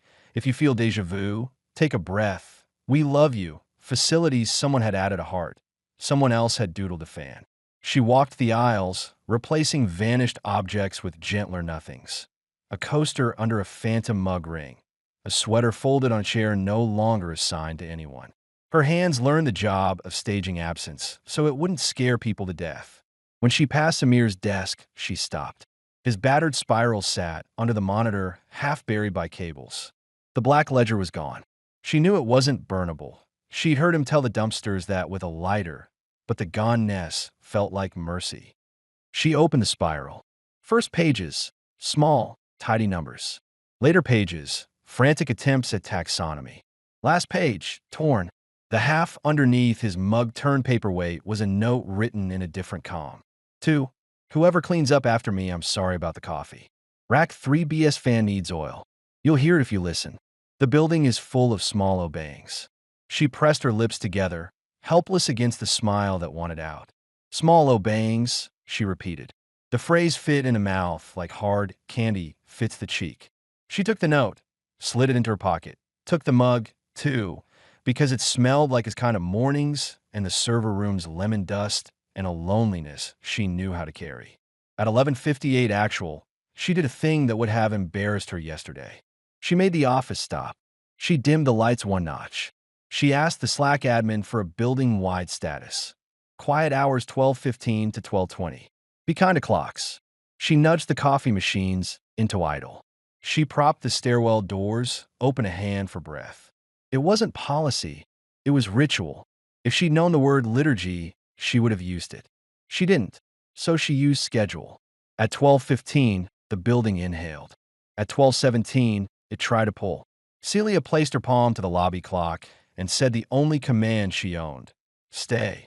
The hands did not move. Not moving was a physics. She felt the pressure against her skin, like holding a door against wind, and held. Somewhere, 2 floors up, a meeting tried to repeat its opener. The projector coughed a copy of a slide.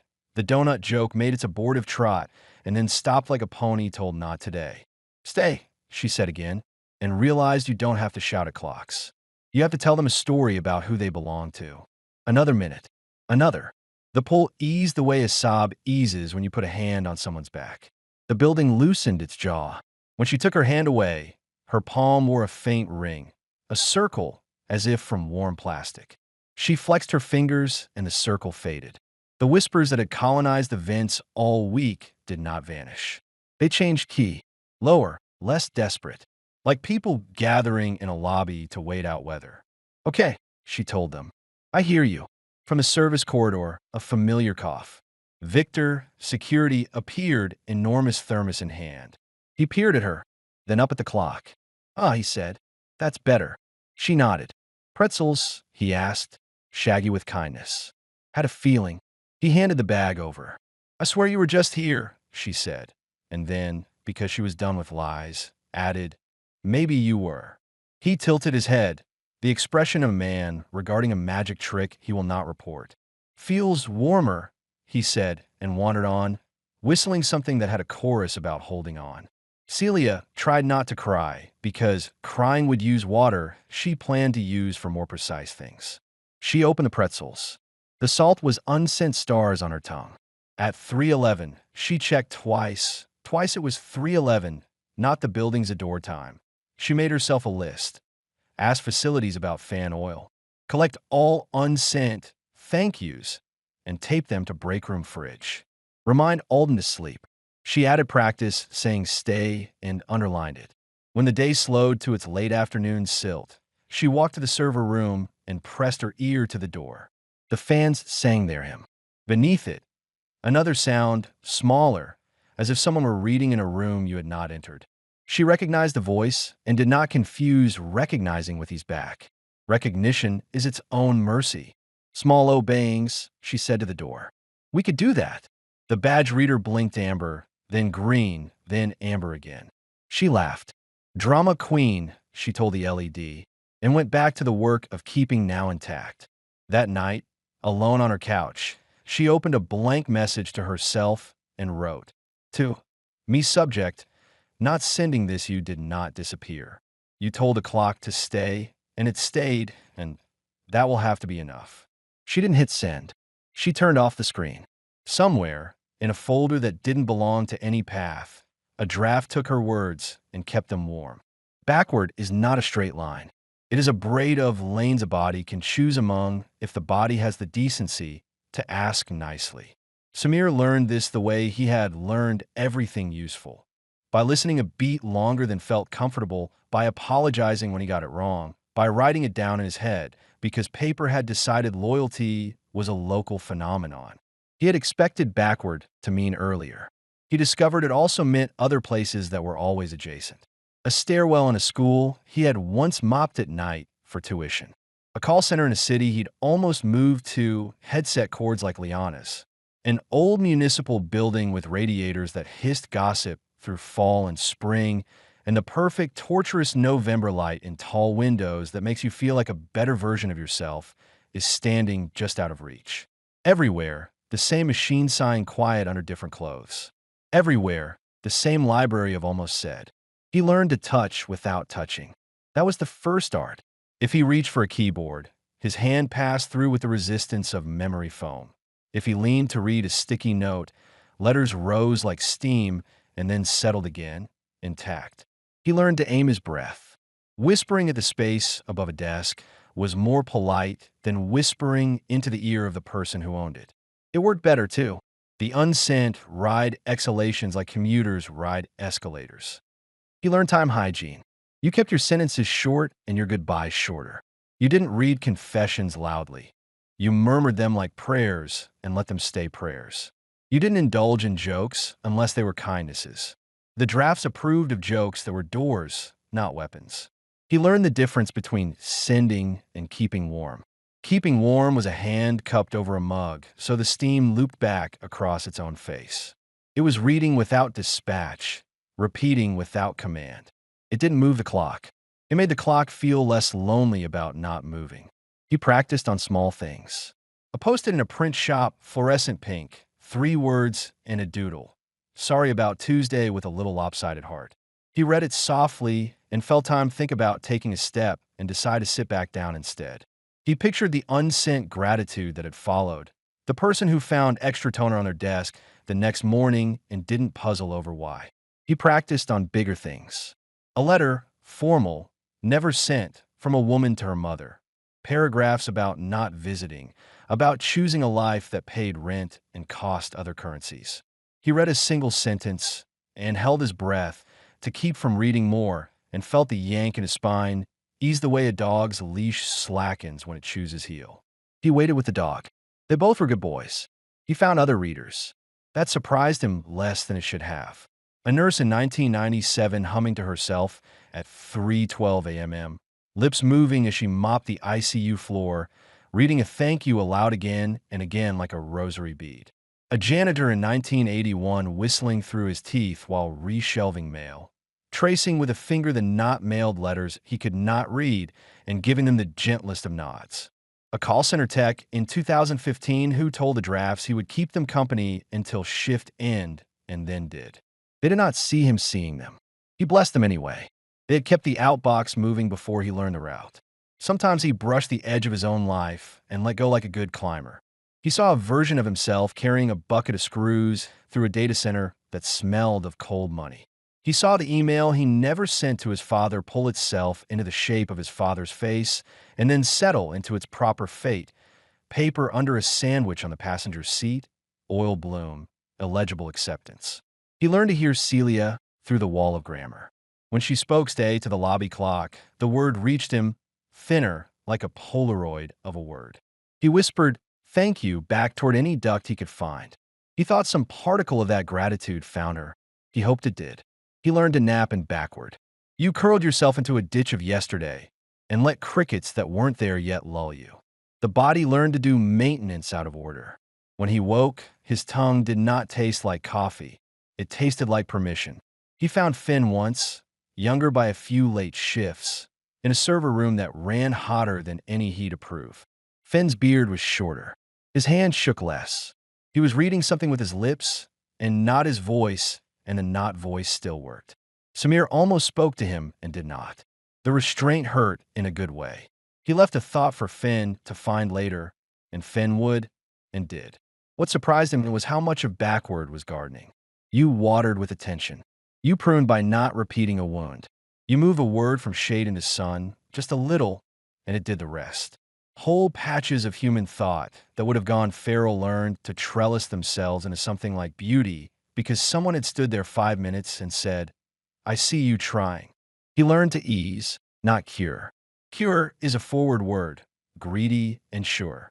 Ease is a backward word. It looks like less, it is more. Once he risked a bigger keep. A draft sat in the air over a desk lamp like a heat shimmer. "I forgive you," written to his sister whose wedding he had missed. He spoke it aloud, slowly. The pull yanked hard enough to bruise a ghost. He braced with an instinct he didn't question and felt time consider grabbing the sentence and consider, too, the hand he had on its jacket collar and decide on patience. The forgiveness stayed unsent, but stayed warm. There would be a call in 3 years where someone would laugh and say, "Remember that time you thought I was really mad?" And no one would be sure if it had ever been true. He called those storehouses, places where warmth stayed. He made them around vents, around radiators, around coffee pots. He made one in a school stairwell where a clock had been set wrong since 1989 and had learned pride about it. He made one in a train station bench that held more goodbyes than what should, and the bench welcomed the job, grateful to be needed for something kinder. He learned the obligation that came with storehouses. When you warmed a draft, you became responsible for its temperature. "Keep me," they asked. He kept them and, in the keeping, felt what Celia would later name aloud, small Obeyings. And sometimes, less often than the part of him still greedy for miracles wanted, he said send. Not to the selfish ones. Not to the angry ones that wanted to hurt. He said it for those that were only waiting because no one had opened a door. A woman in 2003 had written to her own future. Tell the kid it wasn't their fault, and then hadn't sent it because there was no address for such a message. He said send with a voice gentle as lint, and the sentence found its addressee anyway, which was the body that carried the kid through every year, and the body listened, and the shoulders of that person lowered a millimeter that would become an inch. When he said send now, the pull didn't take him. The world shrugged and let the words do their own traveling.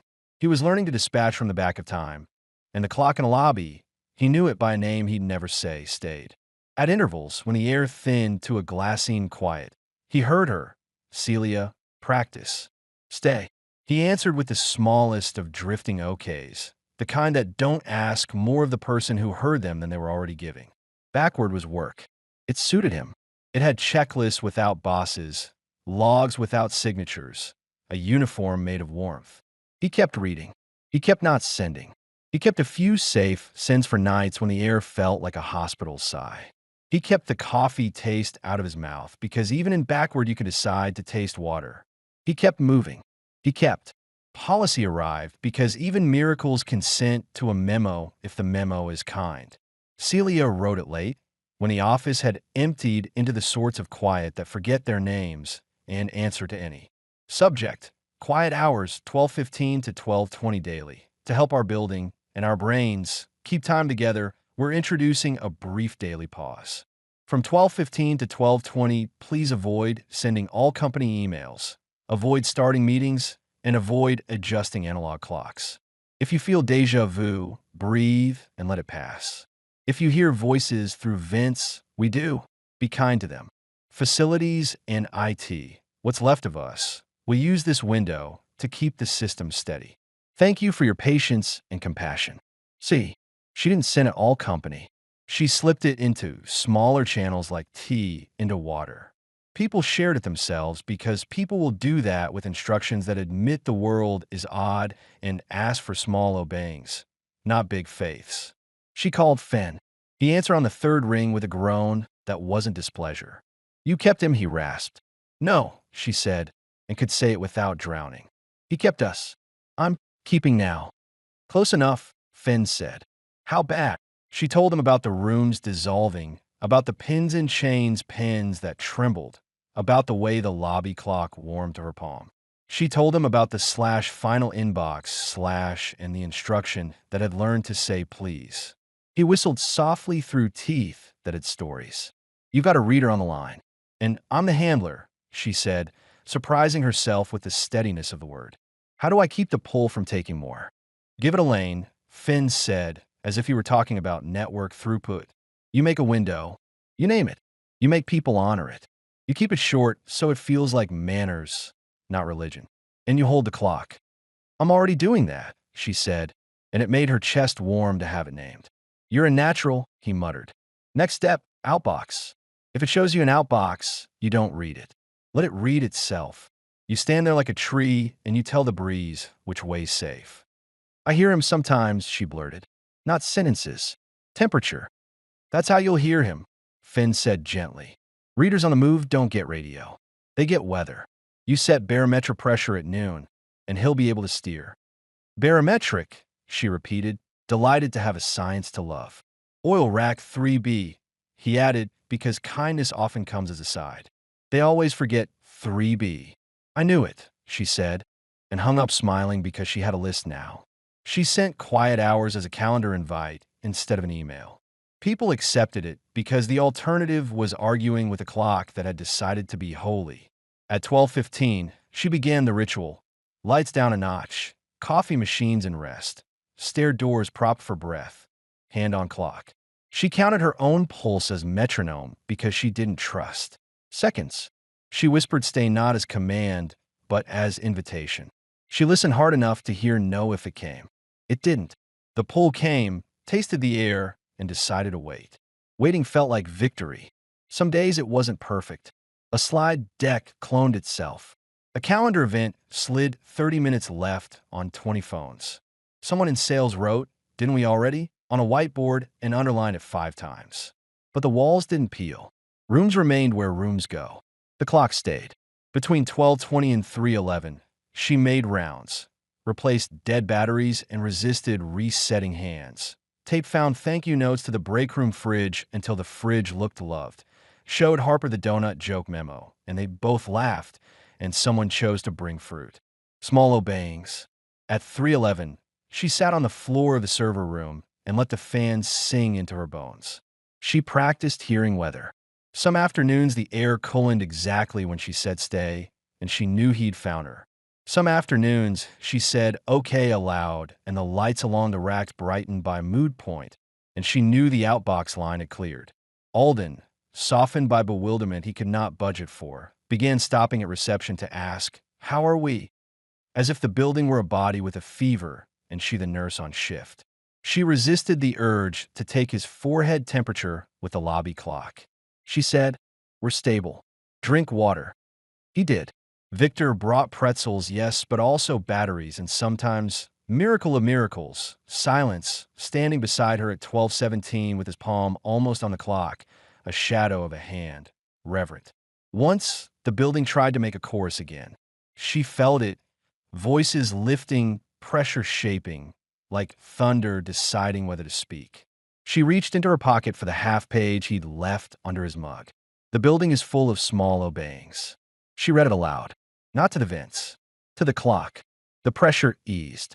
She wrote to herself that night. To me subject, Outbox, I think the Outbox is a window we're building together. It opens at 12:17 for him, not for time. Time can wait. She didn't send it. She set it under a plant and watered the plant, and the unsent drank perfectly well through dirt. Weeks made their small, convincing noises. Missing people did not all return. Some did, walking into work with a startle, like waking from a nap they hadn't planned. The receptionist said, oh, there you are, with the unshocked generosity of someone paid to normalize the bizarre. HR retroactively approved, leaves no one had filed. A few desks stayed empty and were slowly claimed by ferns, a jacket, a stack of printouts no one minded. The building learned to let missingness breathe. One evening, alone in the office sheen, she heard a voice as clearly as she'd ever hear weather. Goodbye, it said, not from the vents, not from the clock, but from the angle of air you give a doorway when you leave it lovingly. The word did not pull. It said, okay, she said, because consent is a spell. Then, softer from the server room air, shaped like steam over the cart, like a note being kept. Thank you. The exact softness he used to say for jokes he wasn't sure he should tell. She pressed her palm to the clock and felt it warmer than her hand. The second hand did not dare move. She didn't need it to. She had enough of now to carry. At home, she opened a blank draft and, for no one and for everyone, wrote, 2. Reader will keep the window. We'll keep the room. We'll oil 3B. If you get cold, come nearer. If you get lost, say stay. I'll hear you. She closed the laptop without sending. Somewhere, that was the same as putting a kettle on. And far from the building, backward in the green, a man who had learned the art of keeping felt a small rise in temperature across the knuckles of the hand he had used to hold clocks in place. He smiled the untheatrical smile of a shift supervisor satisfied with a rounding error that finally went the right direction. he said to the past that kept welcoming him. I'm listening. The past, still busy with its own emergencies, said nothing but made room. The clock in the lobby stayed. Back where had seasons. That was the discovery that startled him most. It wasn't the kind of weather you measure with barometers. It was the weather of voices, a low-pressure system of apologies, a thunderhead of I'm sorries, a warm front of thank yous that collided with the colder fronts of I should haves. He could tell when a storm was building. Drafts quivered in the air like leaves before lightning, fragments sparking with each other's syllables. Once, in a school gymnasium decades gone, he felt it all at once. Overhead banners sagged under the weight of not sent letters. Good luck. I forgive you. Don't tell. He listened. The pull beckoned hard, wanting dispatch. He steadied himself, whispered, keep warm, and the banners exhaled. The whole room smelled like chalk dust and mercy. He began mapping these weather patterns in his head. Places where regret clustered like fog, where laughter draft streamed like wind over open fields, where anger created cold snaps that could freeze you if you lingered too long. He learned to move with the currents, to angle his body in their slipstream. To be a reader was to be a sailor. And in the quieter fronts, he heard Celia. Always faint, always shaped like temperature. When she whispered, stay, the air steadied. He adjusted course, grateful. When she whispered, okay, the draft sighed softer. They loved that word. Okay was what they had always wanted to be. Routine is how you domesticate the uncanny. Celia understood this now. Quiet hours became real. People stopped questioning the Slack reminders. They began preparing for them. Teams arranged meetings to end at 12:14. Coffee mugs paused midair. Even Alden, grumbling, learned to look at the reception clock and mutter, fine, we'll wait. The ritual spread. Harper from marketing taped a sticky on her monitor. Don't send at 12:17. Hug a draft instead. Someone else started leaving small objects under the lobby clock. Paper clips, coins, a folded note that read simply, we hear you. No one claimed them. The pile grew. The clock accepted the offerings with silent pride. Celia herself expanded her rounds. At 3:11, she checked events. She whispered thank yous into radiators. She oiled rack 3B, and the hum eased an octave. She wrote down overheard fragments, half jokes, half drafts, and taped them on the break room fridge. It became a collage of almost said kindnesses. The building noticed. The fluorescent flicker softened. The stairwell labels stopped stuttering. The break room microwave ceased its phantom hum. The walls no longer peeled. Even the ice machine in the far hall sang less like grief, more like background. At night, alone, she sometimes heard him, not in words but in temperature shifts. The air grew warmer when he was close, colder when he drifted further. She'd press her palm to the clock and whisper, I feel you. And once, just once, the second hand quivered as if nodding. It began subtly. One afternoon, Celia found a draft on her desk monitor that wasn't hers. To Celia's subject, just checking we're still here. Would you like us to say more? She didn't touch the keyboard. She whispered, not now, and the text dissolved like mist. Later, Samir, backward, in a hallway that smelled of paste and mimeograph, saw a draft that startled him. To reader subject, thank you for staying. What if we don't want to be unsent anymore? The air tightened. He steadied himself, whispered, stay warm. Not yet. The draft flickered, resentful but obedient, and sank back into silence. They were learning.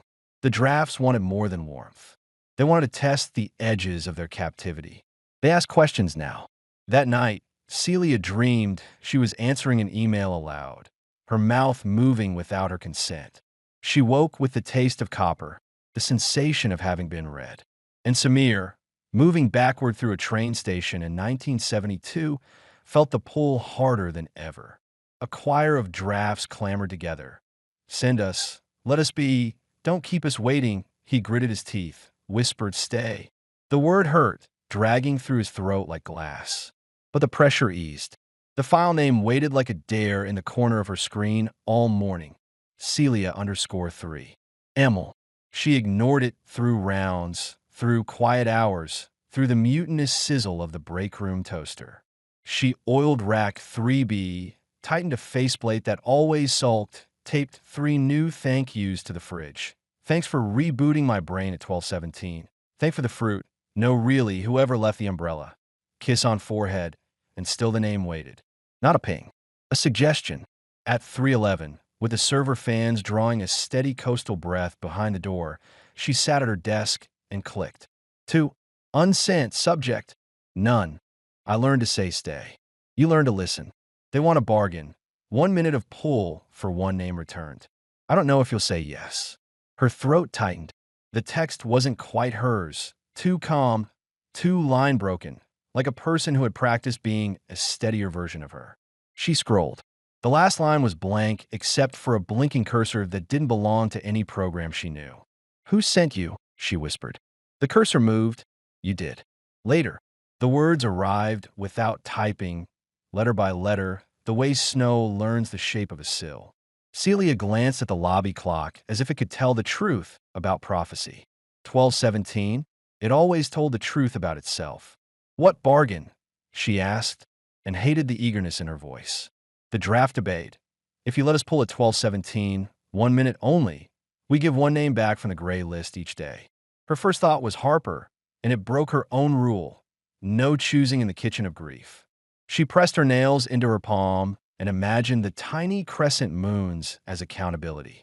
She typed 2 letters and watched them rewrite themselves. No became now and then dissolved. She laughed without pleasure. You learned that trick from /final inbox/. The screen didn't have the decency to deny it. You don't negotiate with a building, she told herself. You negotiate with people inside it. She opened a new physical notebook and wrote with an actual pen, a blue ballpoint that left a milky track before ink decided to arrive. Bargain offer. 1 minute pull left right arrow 1 person return costs. Loop risk panic redissolve alternative. Storehouse ritual. Warm names. Don't pull. She flipped the page and wrote a letter on paper she did not plan to send, which is to say, she planned to keep it warm. To the unsent and whoever handles you. I can't trade 1 person's return for an office of looping. 1 minute is not a minute. It's a door fairies live behind. I will say stay at 12:17. I will say okay whenever I feel you weathering. I will read 1 name aloud at 3:11 and keep it warm. You can bring them closer if you want. You can let them find their way. But I won't open the door for the wind. She slid the page into the black plastic tray marked out on her desk, an antique leftover from someone else, and laughed at the symbolism. The tray didn't care. Trays never do. In the monitor corner, Celia _3 brightened and dimmed as if listening. At 3:11, she stood in the server corridor with the door still closed. No badge, palm on cool paint. She opened her notebook and read a name from the gray list. Brian Kowalski, she said, as if calling a roll in a class that had wandered. The air warmed by 1 polite degree. The fans deepened their pitch as if a cello had joined a small band. Far upstairs, a notification blooped on someone's laptop.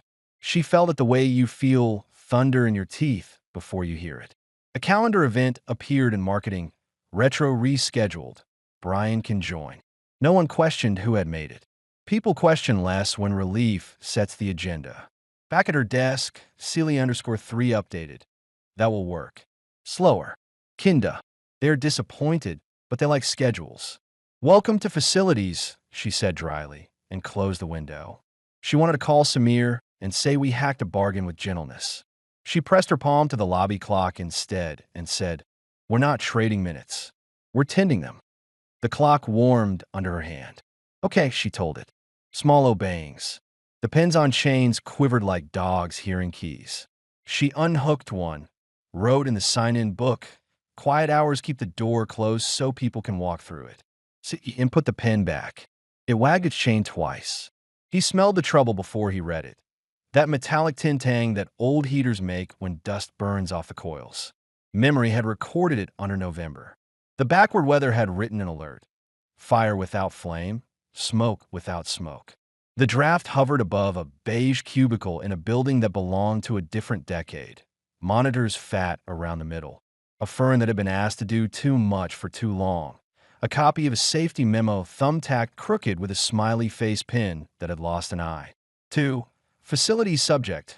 Space heater and records asterisk asterisk smells hot again. Third day in a row. Please check socket. I meant to send this yesterday. He read only the subject and felt the pull's hand clamp down, greedy. Dispatch would change something. A fire that had always been would not be.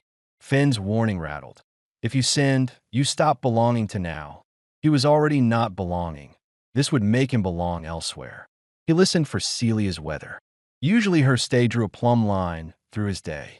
Today, faint, far, one note higher, thinner, as if she were holding an elevator door while people decided. He whispered, "Storehouse isn't enough. Keeping the draft warm left a heater hot. There are moments you stop being a librarian and become a paramedic." He placed the word send under his tongue and waited for it to soften. He feared saying it wrong would fling him so far backward he'd lose the barometric thread. He thought of the janitor who would go home with smoke in his hair and no extra hours on his paycheck. He thought of the person who wrote this draft, hurried, apologetic, and how relief feels when someone says, "We'll check it now." Not the whole sentence, he told the poll, just the part that carries. He read, "Space heater and records, smells hot. Please check socket." The world obliged by being a body. It flinched. The pull yanked so hard his ribs felt like hangers ripped from a closet rod. He slid backward a blur, past a calendar that gained a year, past a whiteboard that unwrote a project, past a desk that traded a Rolodex for a mouse pad. He grabbed nothing. Nothing could be grabbed. He aimed instead, the way you aim breath through a straw, toward the man in coveralls with a badge that hung tired from its clip. "Records," Samir said aloud into backward, and the word found him. The man halted mid-stride, frowning, attention tilting. He looked up, not at Samir, he couldn't, but at the hallway where heat gathered. He sniffed. He had the face of someone who had trusted his nose for 30 years and been right enough to pay rent. He turned. He changed his route without knowing why. Samir did not ride the man into the room. He hovered at the door, a better ghost than he had been a week ago. The heater glowed, unholy. The socket around the plug had browned, the shape of heat drawn in negative on paint. The facility's man swore softly. "Oh, no, you don't," and unplugged, then killed the breaker, then popped the plate with a practice flat blade flick. A dry cough of burnt plastic and relief. No fire. No after photo. No memo with grief on letterhead. Samir's knees wanted to give, but backward didn't understand the economy of knees. He steadied his breath, which backward understood perfectly. The pull did not let him go. It had a shirt collar and was a little offended at being told to handle only part of job. It tugged again, a correction, and he heard something tear. Not cloth. Thread. The line that tethered him to Celia thinned, hair fine. The weather from her direction vanished into a blank that made him nauseous. "No," he said. The word echoed off the records room's beige like a ping looking for a host. He didn't panic. Panic is a forward hobby. He did what he knew. He made a log in his head. Action, partial dispatch of safety draft effect, fire avoided, records, cost, barometric line to stay attenuated, temp link cold remedy, wait at 311. Listen for okay. He slid, rudderless for a moment, until his body, not a body, a permission, found a current. Back through a stairwell that still had soundless shoe scuffs, past a wall clock set at 10:02 forever, because someone thought that looked optimistic in a brochure. Back through a cafeteria where two unsent apologies bumped elbows and made a new taste. When he stopped, he was in the hollow of a loading dock, and the air had the smell of brooms and nonsense. He listened. The fans in his skull took down their volume by a sliver, and the absence let a tiny thing through. Faint. Borrowed. His version of okay might be imagination wearing Celia's cardigan. He waited the way you wait by a kettle. Okay, warmer this time like steam that fogs glasses. He exhaled until the shaking behind his tongue traveled down into ground. He put a hand on the cinder block wall. It was rough. He blessed it for being rough. From the building he'd left, somewhere forward. No, not forward. Closer to clocks, came the small aftersound that averted disaster makes. A laugh that never gets told to anyone. A memo that never finds a subject line. He whispered, "Thank you," into the draft that had wanted to be sent, and had learned instead to be received. He felt it settle into whatever chamber in time keeps receipts. Later, a word he was learning to let be wide. He found a new weather, a polite coolness like shade under solid eaves, quiet hours doing their job. He relaxed a degree. He said stay into the air, not as command, as affection. The word found a clock somewhere, and the clock pretended not to preen. The first official sign arrived on real paper in a plastic frame, thumbtacked to the lobby bulletin board as if it were a bake sale flyer. Notice, this building observes 2 times clock time, actual 4 meetings, pay periods, coffee refills, library time, 12:17 4 quiet hours, listening, small obeyings, please be gentle with both. Facilities/IT, someone drew a tiny heart beside small obeyings. Someone else underlined gentle, as if it were the actionable verb. The receptionist added a smiley face and didn't feel ridiculous. The smiley felt like policy. It helped. People agreed faster to the fiction because it was framed. Calendar invites started showing CT or LT in titles. A team renamed their daily stand-up stack at 12:18 and made a custom emoji of a lobby clock. HR rewrote a blurb in the handbook. We observe quiet hours. Do not send all company emails at 12:17. See, kindness. The legal team sent back edits, and then, miracle, accepted Celia's original phrasing. See, kindness remained. But dual time didn't just arrive in memos. The building wore it.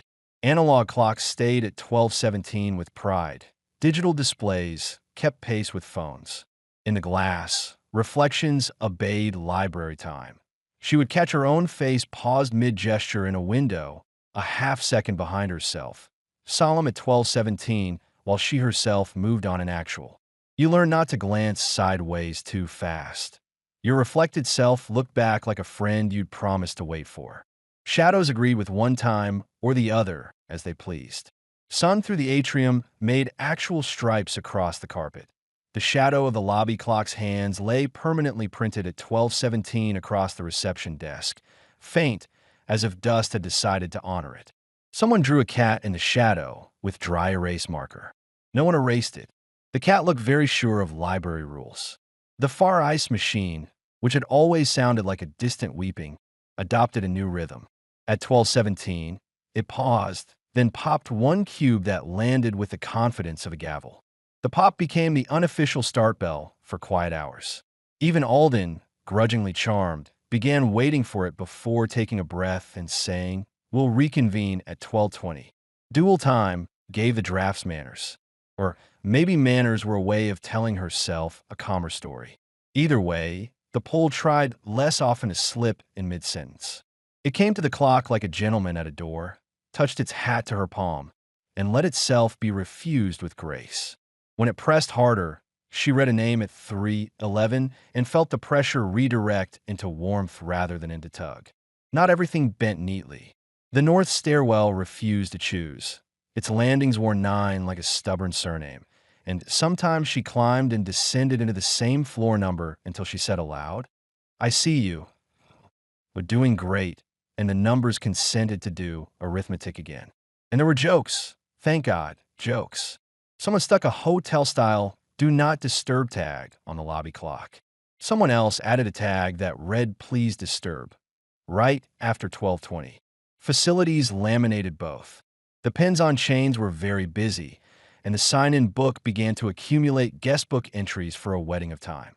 First day, without déjà vu. Felt a pull, but stayed steady. T-checks clock. I talked to the vents. They said same. At night, Celia sometimes found a new kind of draft on her screen, shy as a cat peeking out from under a bedskirt. 2. Celia's subject. Are we allowed to ask for more?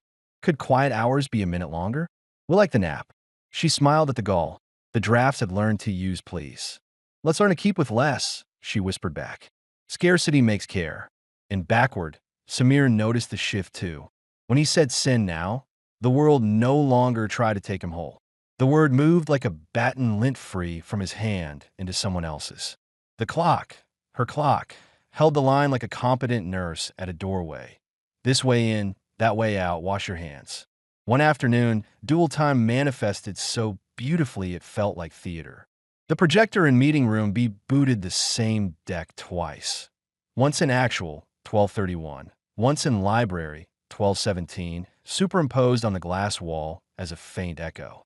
The echo deck was one slide behind, as polite as a student grateful for a tutor. The team presented through both, unbothered. Next slide, Harper said, and both followed. At the end, everyone clapped once, actual, and then a beat later, library, a syncopated applause that made people smile at their own hands. That's new. Alden murmured to Celia outside the room, pursed lip trying not to cry. I didn't know a building could do a duet. It's learning, she said. We all are. At 12:17 that day, the pull was polite and firm. She braced her palm to plastic and said stay. The pressure returned the way a friend leans into a hug before letting go. Names came nearer. A gray circle on Slack went green. The receptionist said, "Oh," out loud, and then pretended she was laughing at a meme because admin assistants should never be seen acknowledging miracles during business hours. That night, Celia opened a blank draft out of habit and wrote, "To reader they asked for a bargain. We offered a ritual. The building wears 2 watches now. People are getting good at being kind on schedule." She didn't send it. Somewhere, he felt the temperature tilt his way, an okay shaped like gentleness. He stood in an older break room, the kind with brown laminate and a bulletin board that smelled like thumbtacks. He read a draft above a coffee machine that gurgled like someone trying to be brave. "To anyone I miss you at lunch." He did not dispatch. He kept it warm until the room itself learned to, until the refrigerator thrummed less like an apology, until the chair at the small round table drew itself half an inch out as if offering a seat. Dual time meant there was room for keeping. Dual time meant Celia could hold her palm to plastic, and the clock would behave, and the building would stop treating absence like a cliff and start treating it like a foyer.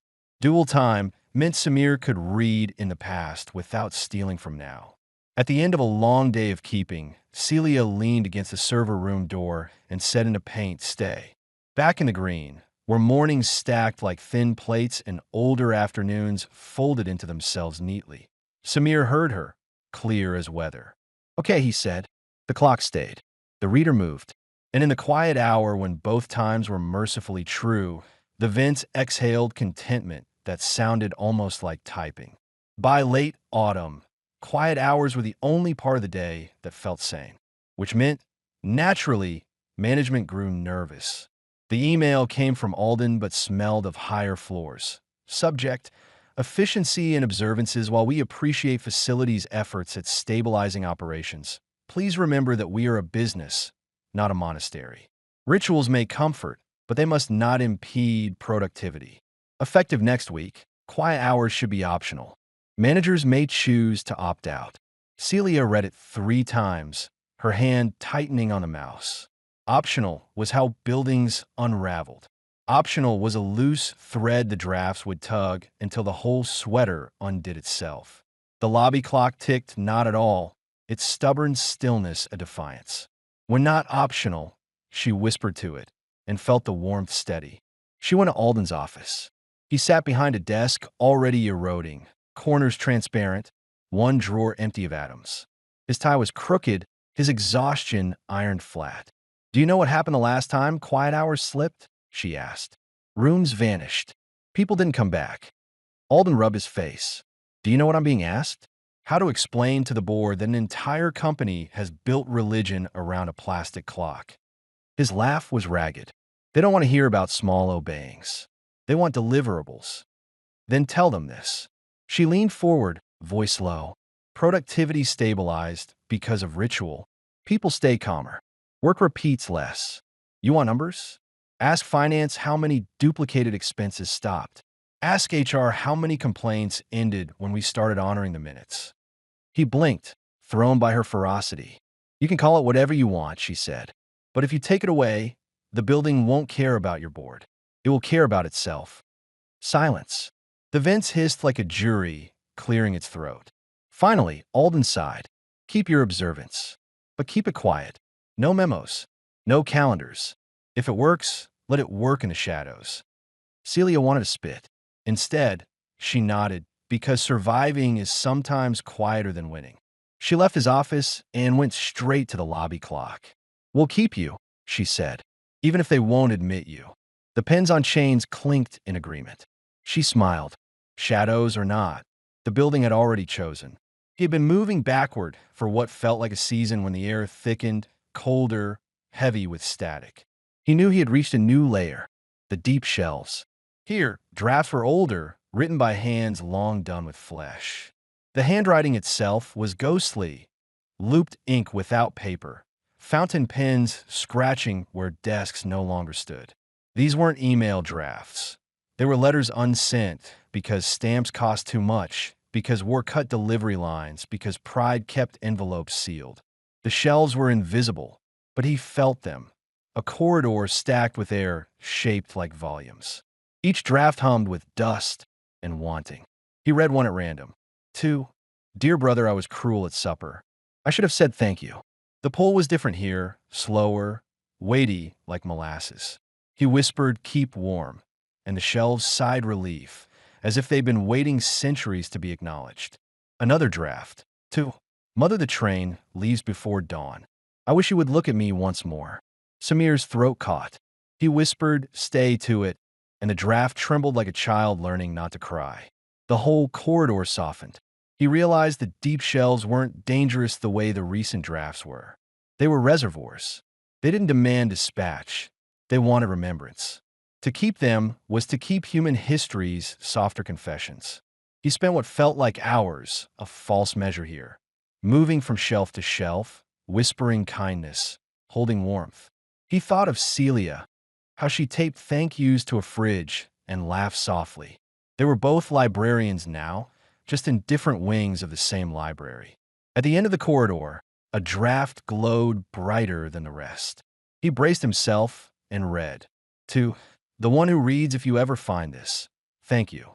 We didn't know how else to say it. Samir whispered back, "You're welcome." For once, the pull didn't tug. It let him stand still. He felt the warmth ripple through backward like waves. He stayed there a long time, grateful to be thanked. It started subtly. In meeting room C, 2 clocks ticked differently. The digital followed actual. The analog froze at 12:17, but their reflections in the glass both showed 12:30. A trifecta of truths. By week's end, the overlap spread. Slack messages appeared twice, once time-stamped actual, once library. People joked, "I'm getting double the likes." But beneath the humor was unease. If both times could exist at once, which one counted? Celia noticed the air thickest during overlaps. At 12:17 actual, the pull pressed harder, as if trying to merge with itself. She held her palm to the clock and whispered, "Stay," but the whispers around her grew restless, layered. "Send, keep." The building was confused. Backward, Samir felt it too. Currents twisted, Eddie spiraled. He slid past a break room where calendars overlapped. 1998 stapled over 2010, 2010 stapled over 2022, and drafts from all 3 years sang at once. He struggled to steady himself. He whispered, "Okay," but the word tore in two. One part went forward, one backward. He realized the library was trying to reconcile both keepers at once. Him and the shelves. Celia at the clock. 2 times wearing the same suit. It wouldn't hold forever. Something would have to give. Or, he hoped, something new would have to be written. That night, Celia dreamed she walked backward into a field and saw him there, hand raised. When she woke, the warmth on her palm hadn't faded. Celia woke to her own name glowing on her monitor, Celia_final. Emil. No number. No suffix. Just final. She almost closed the lid. Almost walked away. But the drafts never named things by accident. She clicked. 2. Celia subject. If you let us asterisk asterisk, you can stay in both times. Put your hand on the clock at 12:17 actual. We will keep him. We will keep you. No more missing. No more bargains. The words weren't hers. And yet the cadence was exactly hers. Her pauses, her broken line, stubbornness. A mirror draft. The lobby clock loomed in her peripheral vision, hands frozen like always, proud of its stillness. She thought of Samir, sliding backward, whispering okay through ducks. She thought of Harper's laugh, of Alden's tired eyes, of Victor's pretzels, of all the desks that had come back warm instead of empty. No, she whispered. You don't get both of us. The cursor blinked. Letters wrote themselves. You don't get to choose. Her hand shook. She wrote on paper instead, loud with pen scratch. I do choose. One reader. One keeper. Small Obeyings.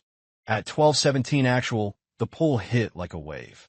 She pressed her palm to the clock, notebook clutched in her other hand. Stay, she said. And this time, she wasn't only speaking to the clock. She was speaking to herself. The pressure throbbed, then eased. The mirrored draft blinked out. Backward, Samir reached the place where shelves ended.